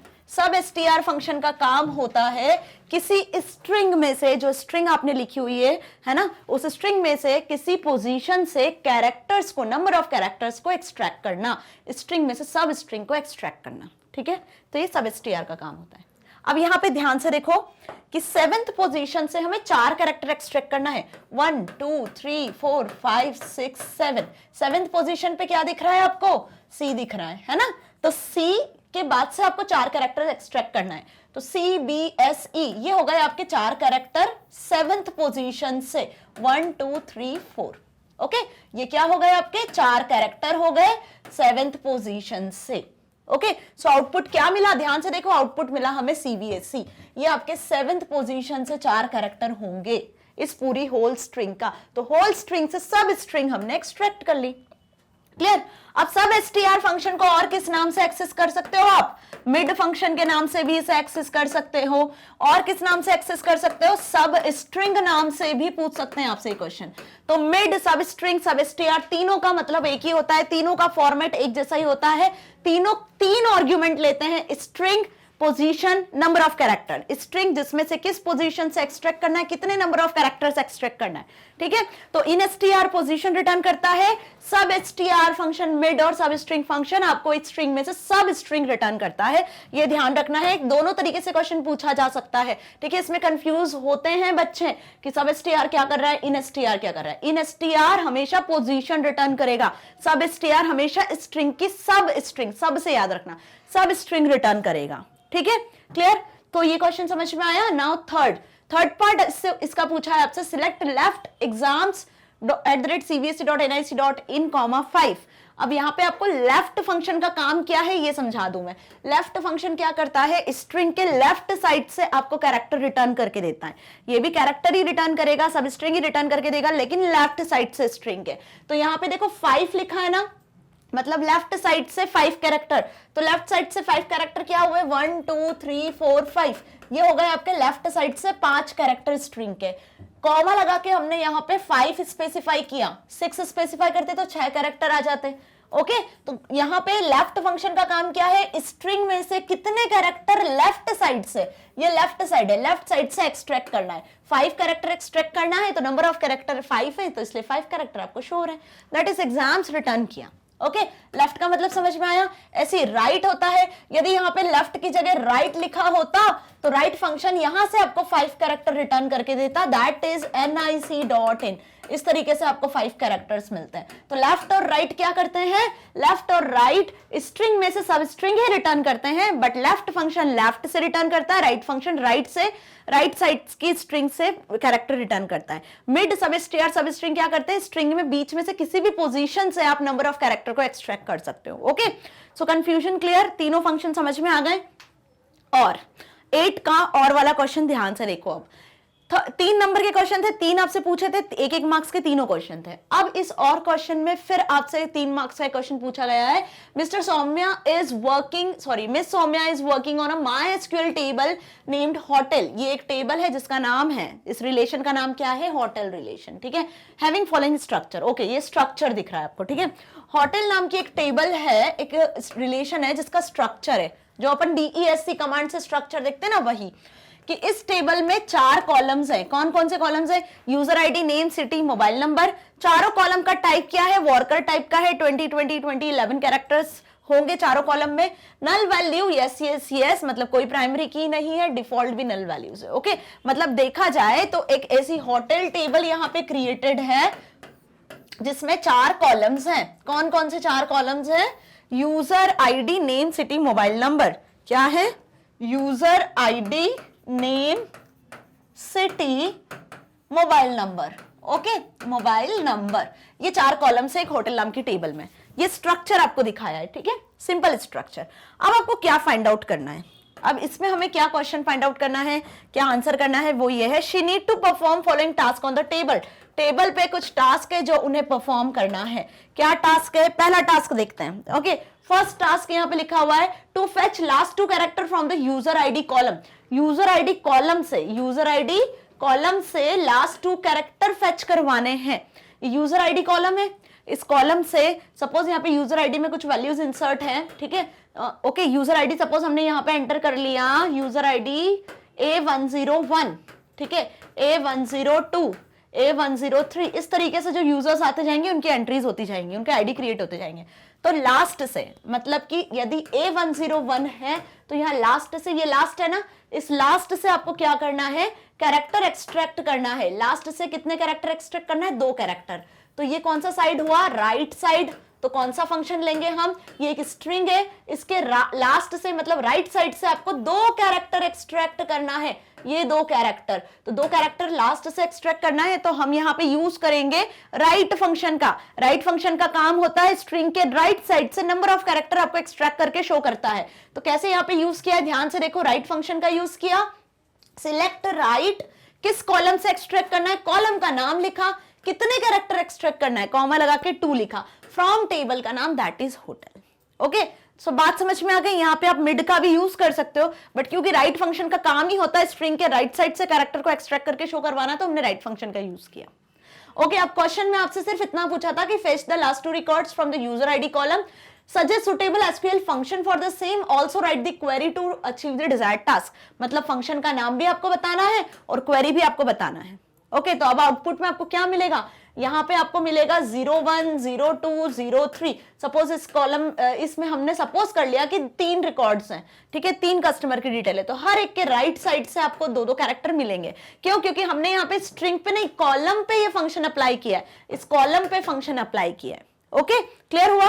नाउ नेक्स्ट क्या पूछा है, अब नेक्स्ट देखो ध्यान से, इस तरीके से भी क्वेश्चन आ सकता है बेटा। देखो यहाँ पे ये क्वेश्चन आपसे किस तरीके से पूछा हुआ है। Okay, to display the value of name column in lower case. अब यहाँ पे नेम भी लिखे हुए हैं कस्टमर्स के, ठीक है, सपोज नाम लिखे हुए हैं राम, श्याम, ओके, जो भी कस्टमर के नाम लिखे हुए हैं। अब इन नाम को आपको किस में डिस्प्ले करवाना है, लोअर केस में डिस्प्ले करवाना है, ठीक है। अब राम का R कैपिटल है, श्याम का S कैपिटल है, ठीक है, इन्हें पूरे नाम के कैरेक्टर्स को लोअर केस में शो करवाना है। तो लोअर केस में शो करवाने के लिए जिस फंक्शन का यूज करते हैं वो लोअर फंक्शन होता है, या फिर इसको आप L केस के नाम से भी जानते हो, है ना। यहां हम स्पेसिफाई कर देते हैं स्ट्रिंग, सिंगल डबल इन्वर्टेड में, तो जो भी स्ट्रिंग आप यहाँ लिखोगे अपर केस में वो कन्वर्ट हो जाएगी लोअर केस में, ठीक है।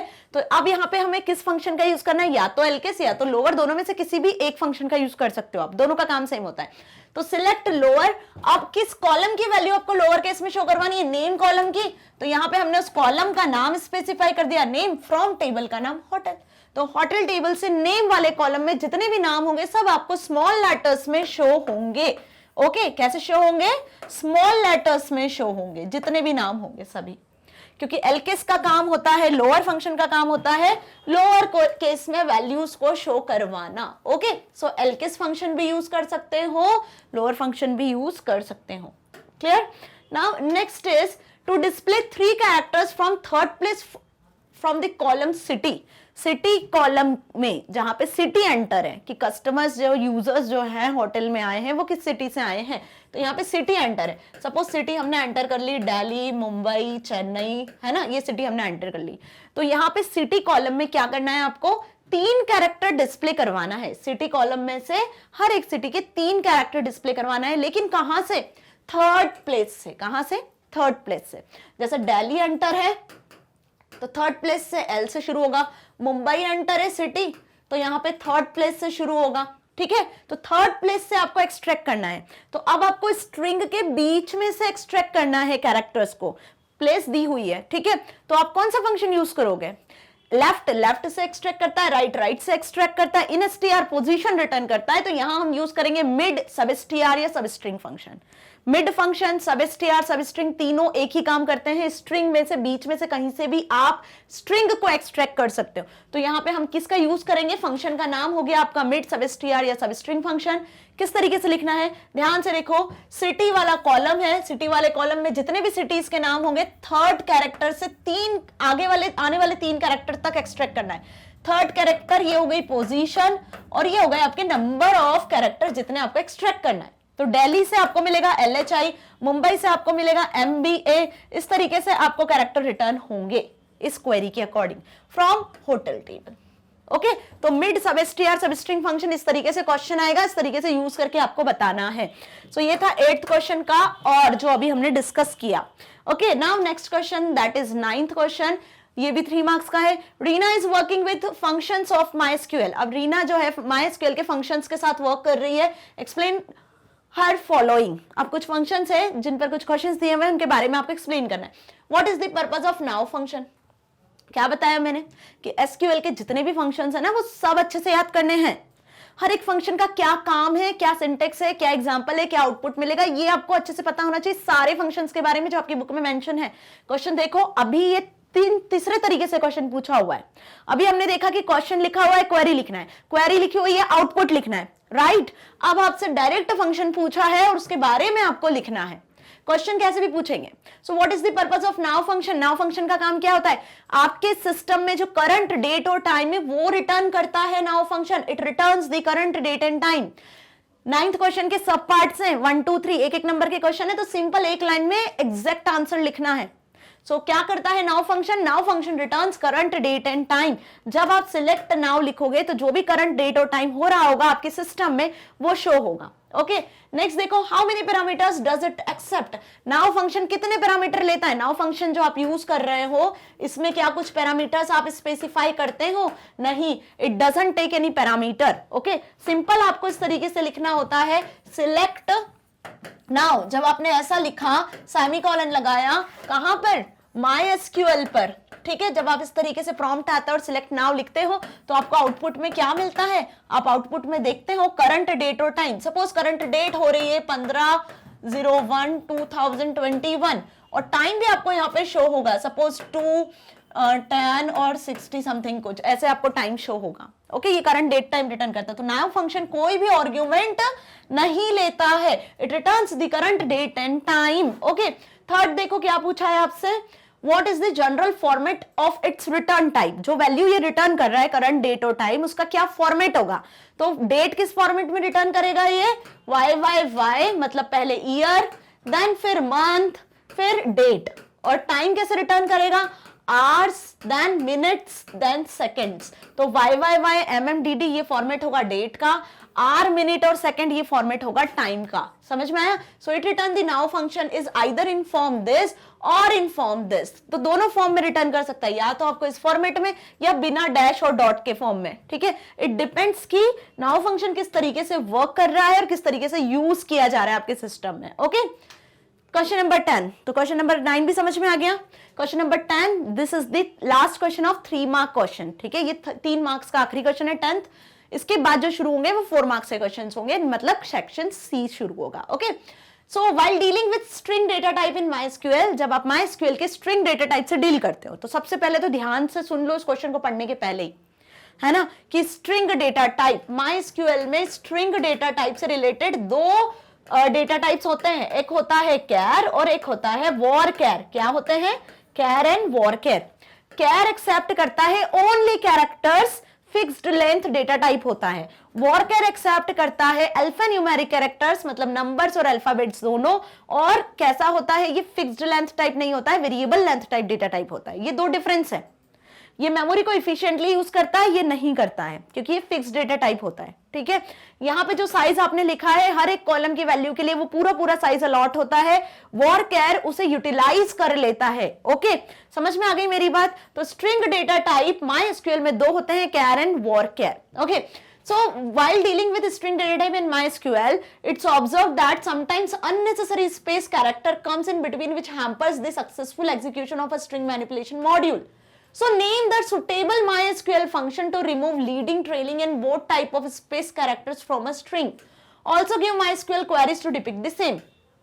कितने घुमा के आपसे एक क्वेश्चन पूछा हुआ है। एक्चुअल इस क्वेश्चन में सिंपल सी बात थी, वो ये पूछना था कि जब आप कोई स्ट्रिंग एंटर करते हो टेबल में, है ना, तो उस स्ट्रिंग के आसपास से यदि आपको लीडिंग और ट्रेलिंग स्पेसेस हटानी है तो कौन सा फंक्शन यूज होता है, जल्दी बता दो। स्ट्रिंग फंक्शन में हमने लीडिंग ट्रेलिंग स्पेसेस को रिमूव करने के लिए, हटाने के लिए जिस फंक्शन का यूज किया था वो था ट्रिम फंक्शन।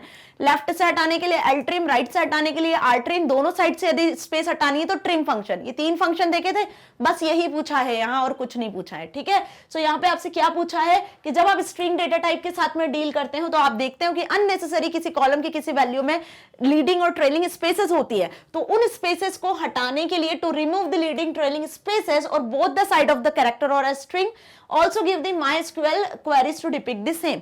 तो कौन सा फंक्शन यूज होता है, name the suitable MySQL function and also depict the query. इसके लिए क्या क्वेरी आप लिखोगे वो भी आपको बताना है। समझ में आया, मतलब 3 फंक्शन हुए, trim, L trim, R trim, तीनों फंक्शन के आपको क्वेरीज भी बतानी है एग्जाम्पल के साथ। समझ गए।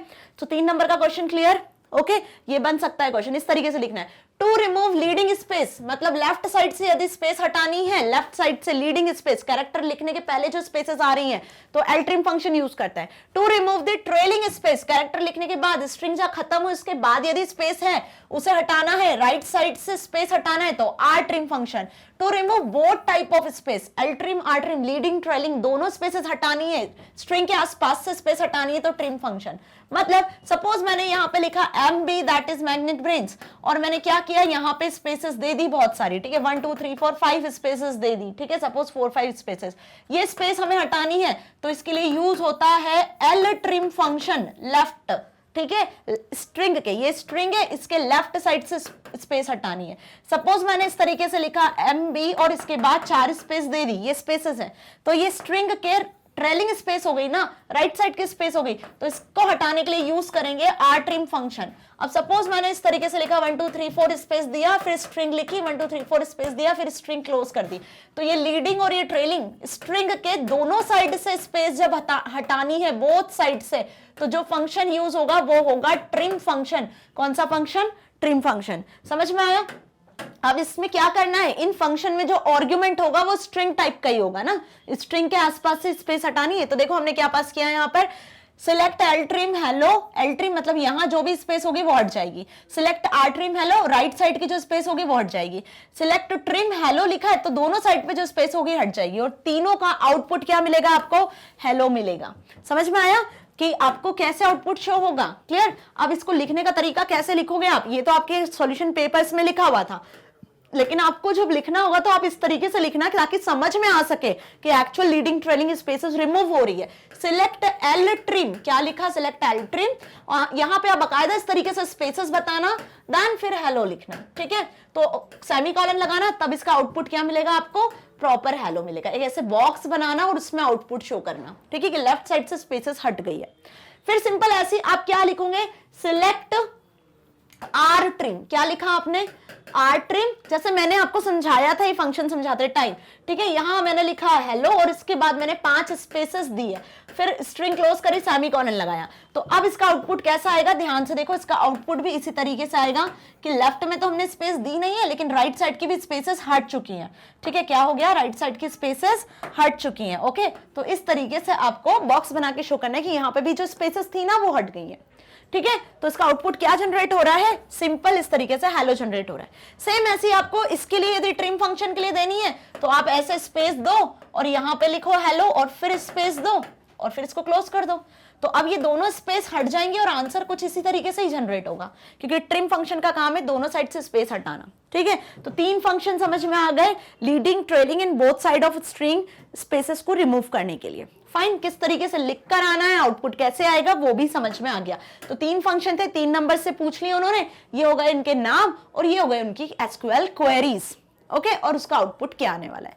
तो कभी भी ऐसा क्वेश्चन आता है कि इस फंक्शन को समझाओ, तो उस फंक्शन की डेफिनेशन, उसका एग्जांपल, उसका आउटपुट तीनों लिखकर आना, तभी फुल मार्क्स मिलेंगे। Okay, now next is question number 11, यहां से शुरू हो रहा है सेक्शन नंबर सी, 4 मार्क्स के questions. Okay, carefully observe the following table named stock. अब ये एक टेबल यहां दी हुई है, किस नाम से टेबल है ये?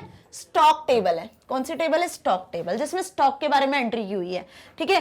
पीआईडी, पी नेम मतलब प्रोडक्ट का आईडी दिया हुआ है, किसका स्टॉक मेंटेन है? प्रोडक्ट के, तो प्रोडक्ट का आईडी, प्रोडक्ट का नेम, कैटेगरी, क्वांटिटी, प्राइस, ठीक है। अब क्या प्रोडक्ट है? 1 2 3 4 5 6 6 प्रोडक्ट है, स्टॉक में सिर्फ 6 प्रोडक्ट है। Keyboard, mouse, wifi router, switch, monitor, printer, इनका स्टॉक मेंटेन किया हुआ है, ये प्रोडक्ट के नाम है। कैटेगरी इनकी आईओ, इनपुट आउटपुट और नॉट अवेलेबल, अवेलेबल, ये सारी चीजें, ठीक है। क्वांटिटी 15 10 5 3 10 4 इस क्वांटिटी में अवेलेबल है। प्राइस ये है 450 350 एंड सो ऑन। ओके, सो ये पूरी टेबल है स्टॉक टेबल, जिसमें कंप्यूटर्स के जो पार्ट्स होते हैं उनका स्टॉक मेंटेन किया गया है, ठीक है, जिसमें किस प्राइस का है, कितनी क्वांटिटी में अवेलेबल है, क्या कैटेगरी है, सब मेंटेन किया हुआ है। तो टोटल होगा यहाँ पे कितने? 5 columns, product ID, product name, category, quantity and price, और टोटल यहाँ पे रो क्रिएटेड है, जितने आइटम्स हैं वो है 6 आइटम्स, ठीक है, 6 प्रोडक्ट्स। अब right SQL queries for the following. अब आपको क्या करना है, उस टेबल पे कुछ क्वेरीज हैं जिनके लिए आपको कुछ क्वेश्चंस है जिनका बेस्ड आपको क्वेरीज लिखनी है। तो पहले क्वेश्चन ये है कि to display the records in decreasing order of a price. बहुत ध्यान से देखो, बहुत ध्यान से, क्या पूछा है कि प्राइस के डिक्रीजिंग ऑर्डर में आपको क्या करना है? डिस्प्ले करना है सारे रिकॉर्ड्स। टेबल देखें एक बार, यहां पे देखो ध्यान से, ये टेबल है, यहां पे टेबल पे प्राइस वाला कॉलम देखो, टोटल 6 रिकॉर्ड है, ये 6 रिकॉर्ड है, और ये प्राइस वाला कॉलम ध्यान से देखो, ये प्राइस वाले कॉलम जो जैसे भी आपको शो हो रहा है, ये आपको डिक्रीजिंग ऑर्डर में सारे रिकॉर्ड डिस्प्ले हो। तो जब आपको यहाँ पे इंक्रीजिंग या डिक्रीजिंग ऑर्डर में कॉलम की वैल्यू को शो करवाना होता है, मतलब कि हमें क्या करना है, सॉर्टिंग करवानी है। क्या करवानी है, सॉर्टिंग। और MySQL में सॉर्टिंग के लिए हम यूज करते हैं जिस क्लॉज का, वो है ऑर्डर बाय क्लॉज। कौन सा क्लॉज, ऑर्डर बाय क्लॉज। यदि मैंने लिखा ऑर्डर बाय क्लॉज के आगे कॉलम का नाम प्राइस, तो क्या होगा, प्राइस वाले कॉलम की वैल्यू सॉर्ट होगी, लेकिन शो कैसे होगी, प्राइस लिखा है सिर्फ ऑर्डर बाय के आगे, असेंडिंग ऑर्डर में। किस ऑर्डर में शो होंगी, असेंडिंग ऑर्डर में। समझ में आया।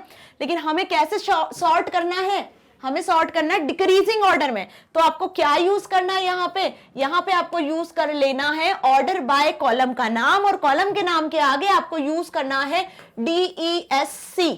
इस वर्ड को यूज कर लेना है, डिसेंडिंग का इन शॉर्ट DESC।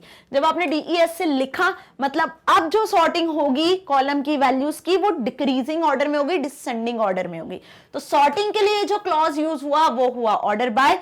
याद कर लो कि सॉर्टिंग के लिए जो क्लॉज यूज होगा, कॉलम की वैल्यू को सॉर्ट करवाना है, तो ऑर्डर बाय क्लॉज यूज होगा। ऑर्डर बाय क्लॉज के आगे जिस कॉलम का नाम लिखोगे, इस कॉलम की वैल्यू सॉर्ट हो जाएगी डिफॉल्ट असेंडिंग ऑर्डर में। तो जब आपको डिक्रीजिंग ऑर्डर में, डिसेंडिंग ऑर्डर में सॉर्ट करवाना है, तो आपको DESC मेंशन करना पड़ेगा। ओके, तो अब क्या क्वेरी हुई, देखो सारे रिकॉर्ड डिस्प्ले करवाना है, डिस्प्ले दी रिकॉर्ड्स लिखा हुआ है, मतलब पूरे 6 रिकॉर्ड डिस्प्ले करवाना है। ऐसा नहीं बोला कि सिर्फ प्राइस ही डिस्प्ले करवाना है। तो हमने क्या लिखा, सिलेक्ट स्टार। स्टार का मतलब क्या हुआ, सारे रिकॉर्ड डिस्प्ले होंगे। सिलेक्ट स्टार फ्रॉम, टेबल का नाम स्टॉक, कौन सी टेबल के सारे रिकॉर्ड डिस्प्ले करें, स्टॉक टेबल के। अब यूज क्या है, देखो यहाँ पे ऑर्डर बाय क्लॉज। क्या यूज किया, ऑर्डर बाय।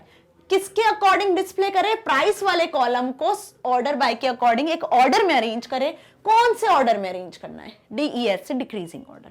तो क्वेरी समझ में आ गई अच्छे से कि ऑर्डर बाय क्लॉज का यूज किया, कॉलम का नाम लिखा और कॉलम की वैल्यू आपको ऑपोजिट ऑर्डर, डिक्रीजिंग ऑर्डर में करना है शो, तो DESC कमांड यूज करी। ठीक है, तो अब जो भी वैल्यूज होगी प्राइस की, सपोज मान के चल रहे हैं 2600, सपोज कि हमने यहाँ पे लिख लिया 1500, ओके, 350, 200, 150। तो ऐसे ये प्राइस के कॉलम की वैल्यूज होगी, इसके हिसाब से सारे रिकॉर्ड्स आगे शो होंगे आपको। ओके, नाउ नेक्स्ट क्या क्वेरी पूछी है, to display category and category wise total quantities of product. ध्यान से देखो, क्या डिस्प्ले करना है, category wise total quantities of product. तो टेबल देख ले पहले, तो ये टेबल है, ठीक है। कैटेगरी वाइज, ये कैटेगरी में देखो, कैटेगरी की जो वैल्यू है वो रिपीट हो रही है। क्या रिपीट हो रही है, IO, नॉट अवेलेबल, NW और O। तो ये हो गए आपके कैटेगरी वाइज। हमने ये क्या क्रिएट कर दी है, कैटेगरी वाइज ग्रुप क्रिएट कर दी है। तो ग्रुप जब क्रिएट करना होता है, किसी कॉलम की सिमिलर वैल्यूज होती है और उसके अकॉर्डिंग आप ग्रुप क्रिएट कर रहे हो, तो उसके लिए हम यूज करते हैं जिस क्लॉज का, उसका नाम होता है ग्रुप बाय क्लॉज। तो यहां पर ग्रुप बाय क्लॉज से हमने कैटेगरी वाइज सर्च करना है ना, तो 3 कैटेगरी बन गई। पहली कैटेगरी IO की बनी, दूसरी कैटेगरी NW की और तीसरी बनी O की। ठीक है, तो कैटेगरी देखा। अब क्वेश्चन क्या था, display category wise total quantities of product. Category wise total quantities, ये क्वांटिटीज, तो इसकी IO ग्रुप की टोटल क्वांटिटीज, इनका हो जाएगा सम। NW ग्रुप की टोटल क्वांटिटीज, इनका हो जाएगा सम। और O ग्रुप की टोटल क्वांटिटीज, इनका हो जाएगा सम। तो कौन सा फंक्शन, एग्रीगेट फंक्शन यूज करेंगे हम यहाँ पे, सम फंक्शन। सम क्या करेगा, क्वांटिटी में जो भी वैल्यूज होंगी, है ना, जो ग्रुप बाय होंगी, किसके थ्रू ग्रुप बाय होंगी, कैटेगरी वाले कॉलम के अकॉर्डिंग। किसके थ्रू, कैटेगरी वाले कॉलम के अकॉर्डिंग जो ग्रुप बाय होंगी, ओके, उन क्वांटिटी का सम कैलकुलेट करके आपको देगा। क्लियर, आउटपुट समझ में आ गया, क्या जनरेट होगा। क्वेरी क्या लिखेंगे, सिलेक्ट, जो आपको शो करवाना है, डिस्प्ले क्या करवाना है, कैटेगरी, सम ऑफ, सम किसका हुआ, क्वांटिटी का, है ना, फ्रॉम स्टॉक, टेबल का नाम स्टॉक, ग्रुप बाय किसके अकॉर्डिंग हुआ, कैटेगरी के अकॉर्डिंग। आ गया समझ में अच्छे से, ओके, डन। नेक्स्ट क्वेरी देख लेते हैं। नेक्स्ट क्वेरी क्या है इसके बाद, कि display the category and it's average price. अब क्या डिस्प्ले करना है, कैटेगरी और एवरेज प्राइस। अभी हमने कैटेगरी क्वांटिटी पे क्या लगाया था, सम लगाया था। अब आपको उसका एवरेज निकालना है, तो select category average of price. Average किसका निकालना है, प्राइस का। तो कैटेगरी वाइज जो प्राइस होगा, उन प्राइस का सम होगा। सपोज 2 कैटेगरी है, तो सबको 2 से डिवाइड करेंगे सम को, तो निकलेगा average. Okay, from stock table group by category. Okay, so यहाँ पे कौन सा कॉलम सिलेक्ट होगा, टेबल देखो ध्यान से, इस टेबल में यहाँ पे सिलेक्ट होगा, ये आपके ग्रुप बन गए, ओके, और कैटेगरी के ग्रुप हमने क्रिएट करे, ग्रुप बाय कैटेगरी, और एवरेज किसका निकालना है, प्राइस का, मतलब इन दोनों को प्लस करना है, डिवाइड बाय 2, इन दोनों को प्लस डिवाइड बाय 2, इन दोनों को प्लस डिवाइड बाय 2, समझ में आया। तो ये कैटेगरी वाइज प्राइस वाले कॉलम का एवरेज निकलेगा, क्या निकलेगा, एवरेज। तो एवीजे फंक्शन यूज होगा, जो क्या हो गया आपका, एग्रीगेट फंक्शन हो गया। तो यहां देखो सिलेक्ट करना है कैटेगरी कॉमा एवरेज निकालना है प्राइस का, किसके अकॉर्डिंग, ग्रुप बाय कैटेगरी, कौन से टेबल, फ्रॉम स्टॉक। ओके, सो अब क्वेरीज लिखना इजी हो रहा है, समझ में आ रहा है, fine. Now next D, D is the question, display the category and category wise highest price of the product. 4 marks का क्वेश्चन है, 4 आपसे क्वेश्चन पूछे हैं एक क्वेश्चन के अंदर, एक मार्क्स की एक क्वेरी है। डिस्प्ले दी कैटेगरी, अगेन कैटेगरी डिस्प्ले करवानी है, and category wise highest price of the product. Highest price मतलब कौन सा फंक्शन, हाईएस्ट प्राइस का नाम जैसे ही सुनोगे तो एग्रीगेट फंक्शन मैक्स की याद कर लेना, ठीक है, कि मैक्स फंक्शन यहाँ पे यूज होगा, किस पे यूज होगा मैक्स फंक्शन, प्राइस पे। मैक्स के ब्रैकेट में क्या लिख दिया देखो, प्राइस, कि कैटेगरी वाइज मैक्सिमम प्राइस क्या होंगी, from stock table group by category. Okay, so clear हुआ, ये भी 3 एग्रीगेट फंक्शन ग्रुप बाय के साथ यूज करे हैं हमने अभी, max, AVG and sum. Okay, now next question number 12, that is Satyam a database analyst has created the following table. Satyam एक डेटाबेस एनालिसिस्ट है, उसने ये टेबल क्रिएट की है, ठीक है।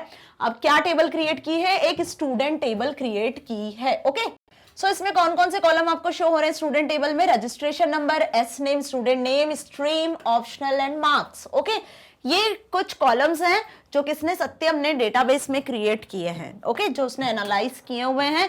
रजिस्ट्रेशन नंबर, स्टूडेंट के name, stream, optional and marks. So student के रजिस्ट्रेशन नंबर कुछ इस तरीके से आपको शो हो रहे हैं, स्टूडेंट के नाम शो हो रहे हैं, उनकी stream science, commerce, humanities, commerce, science, सो रिपीट हो रही है कॉलम में, वैल्यूज देख लो, है ना। और इसके बाद आपको यहाँ पे शो हो रहे हैं ऑप्शनल, जो उन्होंने ऑप्शनल सब्जेक्ट लिए हुए हैं, CS है, IP है, कंप्यूटर साइंस है, इन्फॉर्मेटिक्स प्रैक्टिसेस है, मार्क्स शो हो रहे हैं। ओके, अब ध्यान से इस टेबल को देख लो, ओके, क्योंकि इस पर बेस्ड क्वेश्चंस हमको सॉल्व करने हैं। सो क्वेश्चन नंबर 12 का पहला जो क्वेश्चन है, he has written the queries. अब यहाँ पे आपको क्वेरीज मिल रही है, उसके हिसाब से आउटपुट देना है। इसके पहले वाले क्वेश्चन में क्वेश्चन था, क्वेरीज बनाई थी, अब क्वेरीज दी हुई है, उस टेबल पर बेस्ड आपको आंसर लिखना है। समझ में आया। पहली क्वेरी क्या लिखी हुई है देखो, सिलेक्ट सम ऑफ मार्क्स। तो थोड़ा थोड़ा समझो, ठीक है, सिलेक्ट करना है, डिस्प्ले क्या करवाना है हमें, मार्क्स वाले कॉलम पर सम, मतलब मार्क्स वाले कॉलम का क्या हो जाए, टोटल कैलकुलेट हो, किस टेबल से, फ्रॉम स्टूडेंट टेबल। अब किन के मार्क्स का सम करवाना है, कौन कौन से स्टूडेंट के मार्क्स का सम करवाना है, आगे क्वेरी कंटिन्यू है। जहां पर स्टूडेंट्स का ऑप्शनल सब्जेक्ट क्या हो, आईपी, मतलब ऑप्शनल वाले कॉलम में जहां आपको आईपी मिलेगा, और एंड स्ट्रीम वाले कॉलम में जहां आपको कॉमर्स मिलेगा। जहां ऑप्शनल वाले कॉलम में आईपी है और स्ट्रीम वाले कॉलम में कॉमर्स है, मतलब वो स्टूडेंट जिनकी स्ट्रीम कॉमर्स है और जिन्होंने ऑप्शनल आईपी लिया हुआ है, उन स्टूडेंट्स के मार्क्स का सम करना है और वही हमें डिस्प्ले करवाना है, ठीक है। अब टेबल देखो, क्वेश्चन समझ में आ गया ना क्या था। ओके, सो पहले तो हम देखते हैं ऑप्शनल कॉलम में कि ऑप्शनल सब्जेक्ट क्या होना चाहिए, आईपी। तो ये 4 आपको आईपी दिख रहे हैं। दूसरा हम देखते हैं स्ट्रीम वाले कॉलम में कि स्ट्रीम वाले कॉलम में स्ट्रीम होना चाहिए कॉमर्स।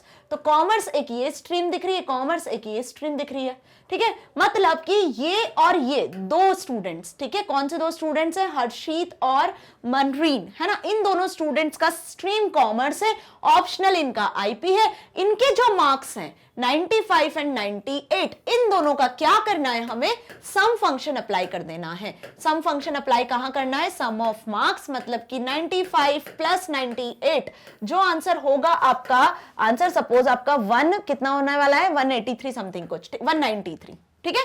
तो आंसर क्या आ जाएगा इसका टोटल करने पर, 193। समझ में आया किस कैसे हमने क्वेरीज देखी और समझी। हमने क्वेरीज का एक एक पार्ट समझा कि सम ऑफ मार्क्स, मार्क्स वाले कॉलम का हो जाएगा टोटल, लेकिन पूरे मार्क्स का नहीं, किसका, जहां पर वेयर ऑप्शनल आईपी है और स्ट्रीम कॉमर्स है। तो जहां कॉमर्स स्ट्रीम है, ऑप्शनल आईपी है, उन्हीं के मार्क्स का टोटल सम कैलकुलेट हो। तो आउटपुट क्या जनरेट हुआ, आउटपुट जनरेट हुआ है आपका 193। ओके, देखा, समझ में आया? क्वेरी ध्यान से पढ़ोगे, समझोगे तो आंसर जल्दी से कर पाओगे। ओके, नेक्स्ट क्वेरी क्या लिखी है? He has written the following query again, select max marks. अब देखो, मार्क्स वाले कॉलम में मैक्सिमम फाइंड आउट करवाना है। पहले क्या करना है हमें कि मार्क्स वाले कॉलम में मैक्सिमम फाइंड आउट करवाना है, प्लस मार्क्स वाले कॉलम का मिनिमम फाइंड आउट करवाना है। मतलब maximum marks, minimum marks find out करवाना है और उनका क्या करवा देना है, उनको प्लस करवा देना है। मार्क्स वाले कॉलम में मैक्सिमम और मिनिमम दोनों फाइंड आउट करवाना है, मैक्स मीन फंक्शन के थ्रू दोनों को ऐड करना है। फ्रॉम किस टेबल से? स्टूडेंट टेबल से, लेकिन जहां पर where optional equals to CS, जहां पर ऑप्शनल सीएस होगा उन्हीं के मार्क्स का मैक्सिमम और मिनिमम प्लस करवाना है। कंडीशन समझ में आ गई कि ऑप्शनल वाले कॉलम में, इस ऑप्शनल वाले कॉलम में जहां सीएस मिल रहा है, पूरे मार्क्स का नहीं, पूरे मार्क्स में से मैक्सिमम मिनिमम नहीं देखना है, जहां पर ऑप्शनल वाले कॉलम में सीएस मिल रहा है आपको, मतलब एक ये मार्क्स सिलेक्ट करना है, एक ये मार्क्स, एक ये मार्क्स और एक ये मार्क्स। तो जहां ऑप्शनल वाले कॉलम में सीएस मिला उनका मैक्सिमम और मिनिमम निकाल के प्लस करके डिस्प्ले करवाना है। तो मैक्सिमम क्या दिख रहा है आपको? 96, 95, 98, ये तो नल वैल्यू, उसको तो काउंट ही नहीं करेंगे। तो 99 इज द मैक्सिमम, ठीक है, और मिनिमम क्या है? 95, 95 इज द मिनिमम। तो क्वेश्चन के अकॉर्डिंग इनके बीच में क्या हो रहा है? सम हो रहा है कि max of marks and mean of marks किनका? जहां पे ऑप्शनल सीएस है। तो इन दोनों का टोटल कर दो, 9 और 5 कितने हो गए? 14। ये कितना हो गया? 9, 9, 18 और 1 19, 194 is the total of max and minimum of optional CS subject. तो देखो आउटपुट क्या प्रेडिक्ट किया हमने? 194। ओके, समझ में आ गया अच्छे से? क्वेरी ध्यान से पढ़ना है। नाउ नेक्स्ट देखो, नेक्स्ट क्वेरी लिखी हुई है, सिलेक्ट एवीजी। एवीजी का मतलब एवरेज, एवरेज मतलब कि एग्रीगेट फंक्शन एवरेज कैलकुलेट करता है। किसका एवरेज? मार्क्स का, ठीक है। From which table? Student table. अब पूरे मार्क्स का एवरेज नहीं निकालना है क्योंकि कंडीशन आगे लिखी है वेयर, जहां पर ऑप्शनल आईपी है, तो जहां पे ऑप्शनल आईपी दिया हुआ है उनके मार्क्स का एवरेज निकालना है, उनके मार्क्स का एवरेज कैलकुलेट करना है। ये टेबल है, यहां पे ऑप्शनल आईपी ये है, इनके मार्क्स को टोटल कर देना है और डिवाइड बाय 4 जगह आईपी मिला ना आपको, तो 4 से डिवाइड कर देना है। तो क्या हो जाना है? एवीजे फंक्शन वर्क कर लेगा। एवीजे फंक्शन का क्या होगा? ऑप्शनल में आईपी काउंट किया, 4 ऑप्शनल है आईपी के बच्चे, उनके मार्क्स ये हैं, सबको प्लस करो, डिवाइड बाय कितने हैं? 4 है, 4 से डिवाइड कर दिया, ये निकल आया एवरेज इनके मार्क्स का। ओके, सो क्लियर हुई क्वेरी क्या है? क्वेरी समझ में आ गई कि select AVG marks from student, और आउटपुट आपका आ जाएगा ये, सबको प्लस करके डिवाइड बाय 4 कर देना। ओके, नाउ नेक्स्ट देखो, नेक्स्ट क्वेरी क्या है? D, select length sname from student where marks is null. बहुत ध्यान से देखो, सिलेक्ट लेंथ एसनेम, एसनेम मतलब कि स्टूडेंट के नेम, स्टूडेंट के नेम वाले कॉलम की लेंथ निकालना है। अब स्टूडेंट के नाम कितने? 6 स्टूडेंट होंगे, जितने भी स्टूडेंट होंगे उनके नाम की लेंथ निकालना है, ठीक है। अब लेंथ निकालना है किस टेबल से? स्टूडेंट टेबल से, लेकिन कौन से स्टूडेंट के नाम की लेंथ निकालना है? सभी स्टूडेंट की तो नहीं लिखी है क्योंकि वेयर लगाया है। वेयर मतलब जहां पे मार्क्स इज नल, जिस स्टूडेंट के मार्क्स नल है, जिस स्टूडेंट के मार्क्स की वैल्यू नहीं लिखी हुई है, ब्लैंक वैल्यू नल लिखी हुई है ना, उसके नाम की लेंथ निकालना है। टेबल देखो क्या टेबल है? ये टेबल है। यहां पहले मार्क्स में आ गए, मार्क्स में नल कहां मिला? यहां मिला। तो इस स्टूडेंट का नाम क्या है? सौरव। सौरव के नाम की लेंथ, लेंथ फंक्शन क्या करता है? कैरेक्टर काउंट करता है, किसी स्ट्रिंग के कैरेक्टर। तो सौरव इज अ स्ट्रिंग, इसमें कितने कैरेक्टर है? SAURAV, दैट इज 6 कैरेक्टर है। तो आउटपुट क्या मिलेगा आपको? देखो ध्यान से, आउटपुट मिला आपको 6। ओके, सो क्वेरी समझ में आ गई अच्छे से? राइट, नाउ सेक्शन सी का जो ये क्वेश्चन था अपना 12, ये ऑप्शनल था, इसके और का क्वेश्चन, ठीक है। Based on the above given table named student, Satyam has executed following queries, ठीक है। सत्यम ने क्वेरी एग्जीक्यूट की है, उसी टेबल पर बेस्ड है क्वेश्चन भी। Select count star from student and select marks from student. अब यहाँ पे काउंट फंक्शन यूज हो रहा है, ध्यान से देखो। कौन सा फंक्शन? काउंट।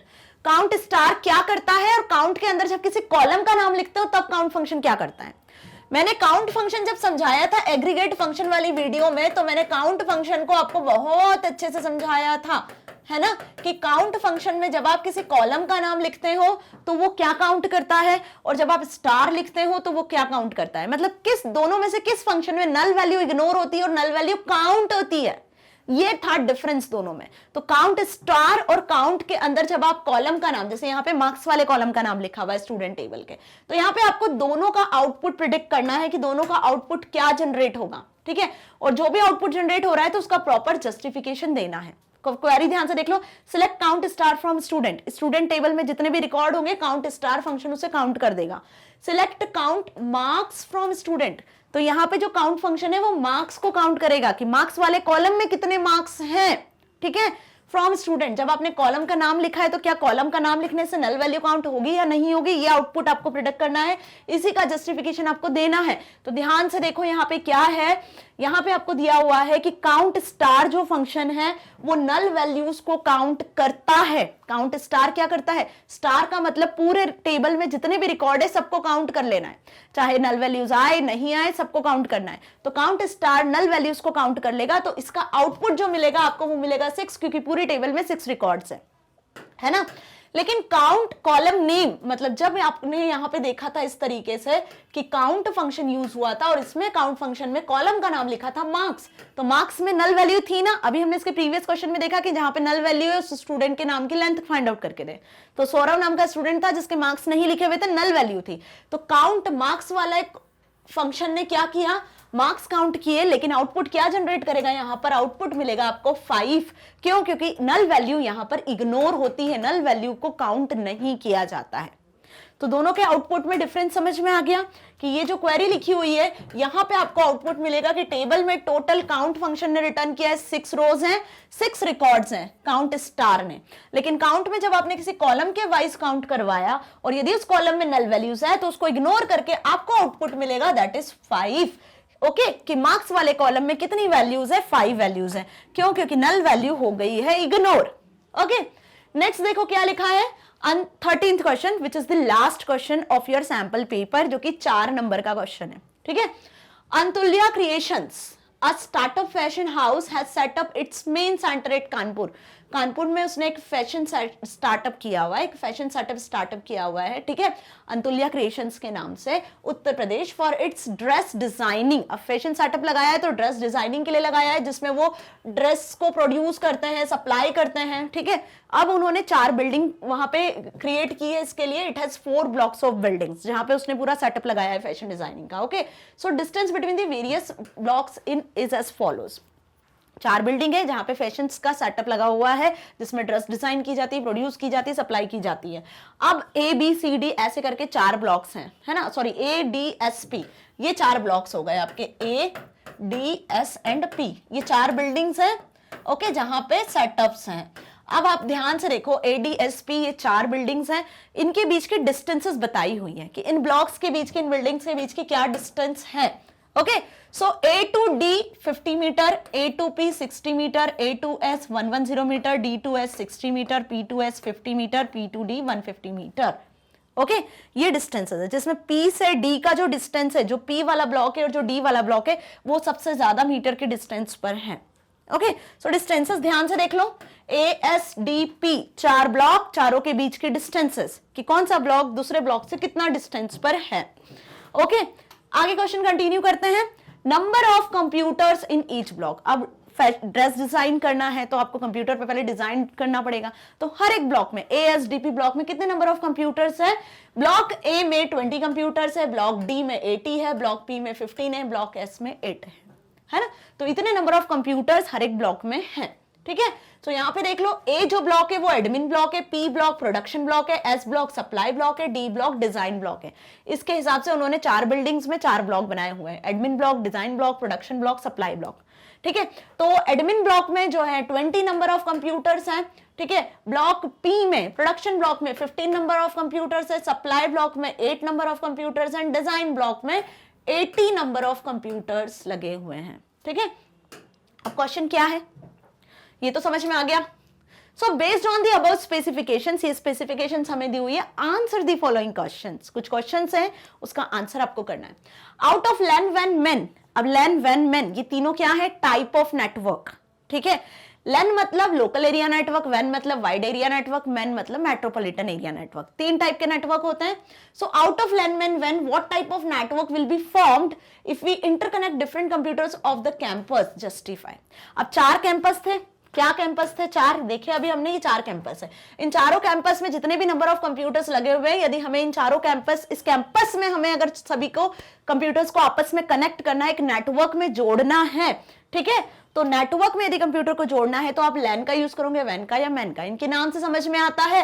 LAN मतलब क्या हुआ? लोकल एरिया नेटवर्क, वो नेटवर्क जो एक लोकल एरिया में फाइंड आउट किया जाता है, किसी बिल्डिंग में, किसी कंपनी में, किसी ऑर्गेनाइजेशन में, किसी कैंपस के अंदर, तो वो लोकल एरिया नेटवर्क होता है। तो obvious the answer is LAN, है ना। जस्टिफाई क्यों करना है? क्योंकि ये शॉर्ट रेंज में, छोटे जियोग्राफिकल एरिया के लिए क्रिएट किया जाता है, शॉर्ट रेंज में, ठीक है। जैसे अगर हम बात करें तो किसी कैंपस के अंदर यदि आपको क्रिएट करना है, किसी सिटी में, सिटी नहीं, कैंपस को बोलेंगे हम, ऑर्गेनाइजेशन को बोलेंगे, कोई कंपनी है जो एक 100 मीटर के अंदर अंदर है, ठीक है, तो एक रेंज होती है, शॉर्ट रेंज के लिए जो होती है वो LAN नेटवर्क का यूज किया जाता है, ठीक है। So as computers are placed within the same campus, same campus में कंप्यूटर है, स्मॉल रेंज में है, सेम कैंपस में स्मॉल रेंज में है, तो हम LAN का यूज करेंगे। वैसे MEN कहां यूज होता है? जब सिटीज के कंप्यूटर्स आपस में कनेक्टेड होते हैं। WAN कहां होता है? जब लार्ज जियोग्राफिकल एरिया की रेंज में कंप्यूटर्स आपस में कनेक्टेड होते हैं, ओके, जैसे कंट्री हुआ। बी क्वेश्चन क्या पूछा है? Suggest the topology which should be used to efficiently connect various blocks of buildings within the Kanpur center of fast communication. Fast communication के लिए कौन से टोपोलॉजी में आप लेन में कंप्यूटर्स को कनेक्ट करोगे? टोपोलॉजी क्या होता है पहले ये समझ लो। टोपोलॉजी मतलब arrangement of computer in network. आप LAN नेटवर्क का यूज कर रहे हो, लेकिन LAN में कंप्यूटर कैसे कनेक्ट होंगे? रिंग के फॉर्म में कनेक्ट होंगे, स्टार के फॉर्म में कनेक्ट होंगे, एक बस के फॉर्म में कनेक्टेड होंगे, मतलब सिक्वेंशियल ऑर्डर में आप कंप्यूटर को रखने वाले हो। कैसे कनेक्ट करने वाले हो? क्या अरेंजमेंट करने वाले हो? सो यहाँ पे हम जो अरेंजमेंट करने वाले हैं वो है स्टार टोपोलॉजी। तो स्टार टोपोलॉजी में कंप्यूटर्स कुछ इस तरीके से कनेक्ट होते हैं, हर एक कंप्यूटर हर दूसरे कंप्यूटर से कनेक्ट होता है। तो जितने भी कंप्यूटर्स आप LAN में कनेक्ट करने वाले हो, वो हर एक कंप्यूटर आपस में क्या होगा? कनेक्टेड होगा, ताकि एक कंप्यूटर सभी के साथ में कम्युनिकेट कर सके स्टार के फॉर्म में। इसमें एक हब होता है, स्विच होता है, जो सारे कंप्यूटर्स को आपस में कनेक्ट करके रखता है, ठीक है, समझ में आया अच्छे से? नाउ नेक्स्ट क्वेश्चन आपसे पूछा है, suggest the placement of the following device which justification. In device के जस्टिफिकेशन के साथ आपको बताना है, ठीक है, कि इन डिवाइस को आप कहां प्लेस करोगे। जैसे रिपीटर है, रिपीटर क्या करता है? सिग्नल्स को रीजनरेट करता है, रिपीट करता है। जब सिग्नल वीक होने लगते हैं तो सिग्नल्स को रिपीट करना, रीजनरेट करने का काम होता है रिपीटर का। कौन से सिग्नल्स? Network signals. कभी कभी होता है ना आपके कंप्यूटर सिग्नल्स, कंप्यूटर्स में नेटवर्क के सिग्नल्स नहीं आते, मोबाइल फोन में सिग्नल्स नहीं आते। तो जब कंप्यूटर्स आपके कनेक्टेड रहते हैं मल्टीपल, जैसे बिल्डिंग टू बिल्डिंग कंप्यूटर्स आपके कनेक्टेड है, और रिपीटर अगर आपने लगाया हुआ है, तो रिपीटर क्या करेगा? सिग्नल्स को रीजनरेट करेगा, okay. So repeater should be placed in block D and block P, क्योंकि डी से पी की डिस्टेंस हमने देखी थी 150 मीटर थी, सबसे ज्यादा डिस्टेंस थी। डी ब्लॉक से पी ब्लॉक सबसे ज्यादा डिस्टेंस पर था, तो रिपीटर को आप कहां करोगे? रिपीटर को हम प्लेस करेंगे डी से पी वाले ब्लॉक में, ओके, क्योंकि यहां पे जो डिस्टेंस है वो मोर है, और इतने डिस्टेंस पर जब कंप्यूटर होंगे और अगर सिग्नल्स कभी वीक होते हैं तो रिपीटर उन सिग्नल्स को रीजनरेट करेगा फटाफट, ओके। नेक्स्ट देखो, हब एंड स्विच। हब और स्विच को आप कहां प्लेस करोगे? Hub and switch her building में प्लेस होंगे, ए ब्लॉक में, डी ब्लॉक में, एस ब्लॉक में, पी ब्लॉक में। क्यों? क्योंकि कंप्यूटर्स आपस में कनेक्ट कैसे होंगे? हब और स्विच का यूज करके ही होंगे। तो ये इंटरकनेक्टिंग डिवाइसेस हुए ना नेटवर्क के। नेटवर्क में जब कंप्यूटर्स को आपस में कनेक्ट करना है तो जिन डिवाइसेस का आप यूज कर रहे हो, नेटवर्किंग डिवाइसेस का, वो hub, switch, repeater, gateway, router, modem, यही होते हैं ना, okay. Next question, nowadays video conferencing software is being used frequently by the company to discuss the product details with the clients।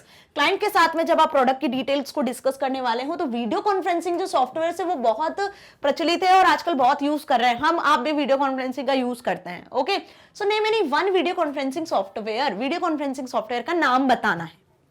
Also mention the protocol which is used internally in video conferencing software. जिस software में आप video conferencing कर रहे हो उसमें कौन सा protocol work कर रहा है, क्योंकि वीडियो कॉन्फ्रेंसिंग जो आप कर रहे हो वो इंटरनेट का यूज करके कर रहे हो। एक इंटरनेट की सर्विस है, बहुत अच्छी सर्विस है वीडियो कॉन्फ्रेंसिंग, जिसके लिए कुछ सॉफ्टवेयर्स होते हैं। जैसे वीडियो कॉन्फ्रेंसिंग के लिए आप जैसे क्लास अटेंड करते हो ना, ऑनलाइन क्लास अटेंड करते हो अपने टीचर्स के साथ, गूगल मीट पे, जूम पे, स्काइप पे, ये क्या है? ये सब वीडियो कॉन्फ्रेंसिंग के तो सॉफ्टवेयर्स है ना। और इनके पीछे जो एक्चुअल प्रोटोकॉल वर्क करता है सॉफ्टवेयर में, वो कौन सा प्रोटोकॉल होता है? VoIP, voice over internet protocol, कौन सा प्रोटोकॉल वर्क करता है? Voice over internet protocol. So क्या सॉफ्टवेयर है? Teams, Zoom, Skype etcetera. आपको कोई सा भी एक सॉफ्टवेयर का नाम लिखना है। जिस भी सॉफ्टवेयर पे आप वीडियो कॉन्फ्रेंसिंग करते हो, टीचर्स के साथ डील करते हो, फ्रेंड्स के साथ, फैमिलीज के साथ, रिलेटिव्स के साथ, है ना, तो वीडियो कॉन्फ्रेंसिंग के लिए जिस भी सॉफ्टवेयर का नाम आप लिख सकते हो, यहाँ पे उसका नाम लिख देना है। और जो प्रोटोकॉल वर्क करता है वीडियो कॉन्फ्रेंसिंग के साथ वो होता है VoIP, that is voice over internet protocol. So students, यहां तक अच्छे से समझ में आया? डी पार्ट हमने कंप्लीट कर लिया। 4 मार्क्स का क्वेश्चन था, लास्ट क्वेश्चन था, चारों क्वेश्चन हमने कंप्लीट कर लिए हैं। सो आपका सैंपल पेपर यहां फिनिश हुआ। होप आपको सारे क्वेश्चन आंसर समझ में आए। लिखना कैसे है, किस तरीके से लिखना है, किस तरीके से मार्किंग होगी, हर क्वेश्चन में डेफिनेशन, एग्जांपल, सिंटेक्स, आउटपुट लिखकर आना है। यदि MySQL का क्वेश्चन आता है तो, नेटवर्किंग से रिलेटेड कोई क्वेश्चन आता है तो नेटवर्किंग से रिलेटेड भी आपको पॉइंट टू पॉइंट आंसर लिखना है, क्योंकि 2, 3, 4 मार्क्स के क्वेश्चंस में आपको भर भर के नहीं लिख के आना है। पॉइंट टू पॉइंट हर एक चीज को मेंशन करना है, मार्क्स को ध्यान में रख के, ठीक है। यदि किसी टॉपिक को आपको जस्टिफाई करने को पूछा है तो जस्टिफाई करने के लिए आपको पहले उसका डेफिनेशन, फिर उसका रीजन लिखना है। ओके, बहुत ध्यान से आपको हर एक क्वेश्चन को बोर्ड एग्जाम में अटेम्प्ट करना है। होप अब आपको बोर्ड एग्जाम में आने वाले क्वेश्चन पेपर का पैटर्न बहुत अच्छे से समझ में आया, मार्किंग स्कीम समझ में आई, किस तरीके से आंसर करना है वो समझ में आया। सो यदि वीडियो अच्छी लगी है, समझ में आई है, सैंपल पेपर समझ में आया है, तो आप इसे एक्सेस कर सकते हो। साथ ही साथ आपको ये फ्री ऑफ कॉस्ट अवेलेबल है the one and only magnet brains पे, क्योंकि मैग्नेट ब्रेन्स आपको प्रोवाइड कर रहा है किंडरगार्टन से लेकर क्लास 12 तक फ्री ऑफ कॉस्ट एजुकेशन, ताकि आप अपने बोर्ड एग्जाम में बहुत अच्छे मार्क्स को स्कोर करो, साथ ही साथ अपनी लाइफ में बहुत अच्छा कुछ अचीव कर सको। सो मिलेंगे नेक्स्ट वीडियो में नेक्स्ट टॉपिक के साथ। तब तक के लिए stay here, stay happy. Thank you so much.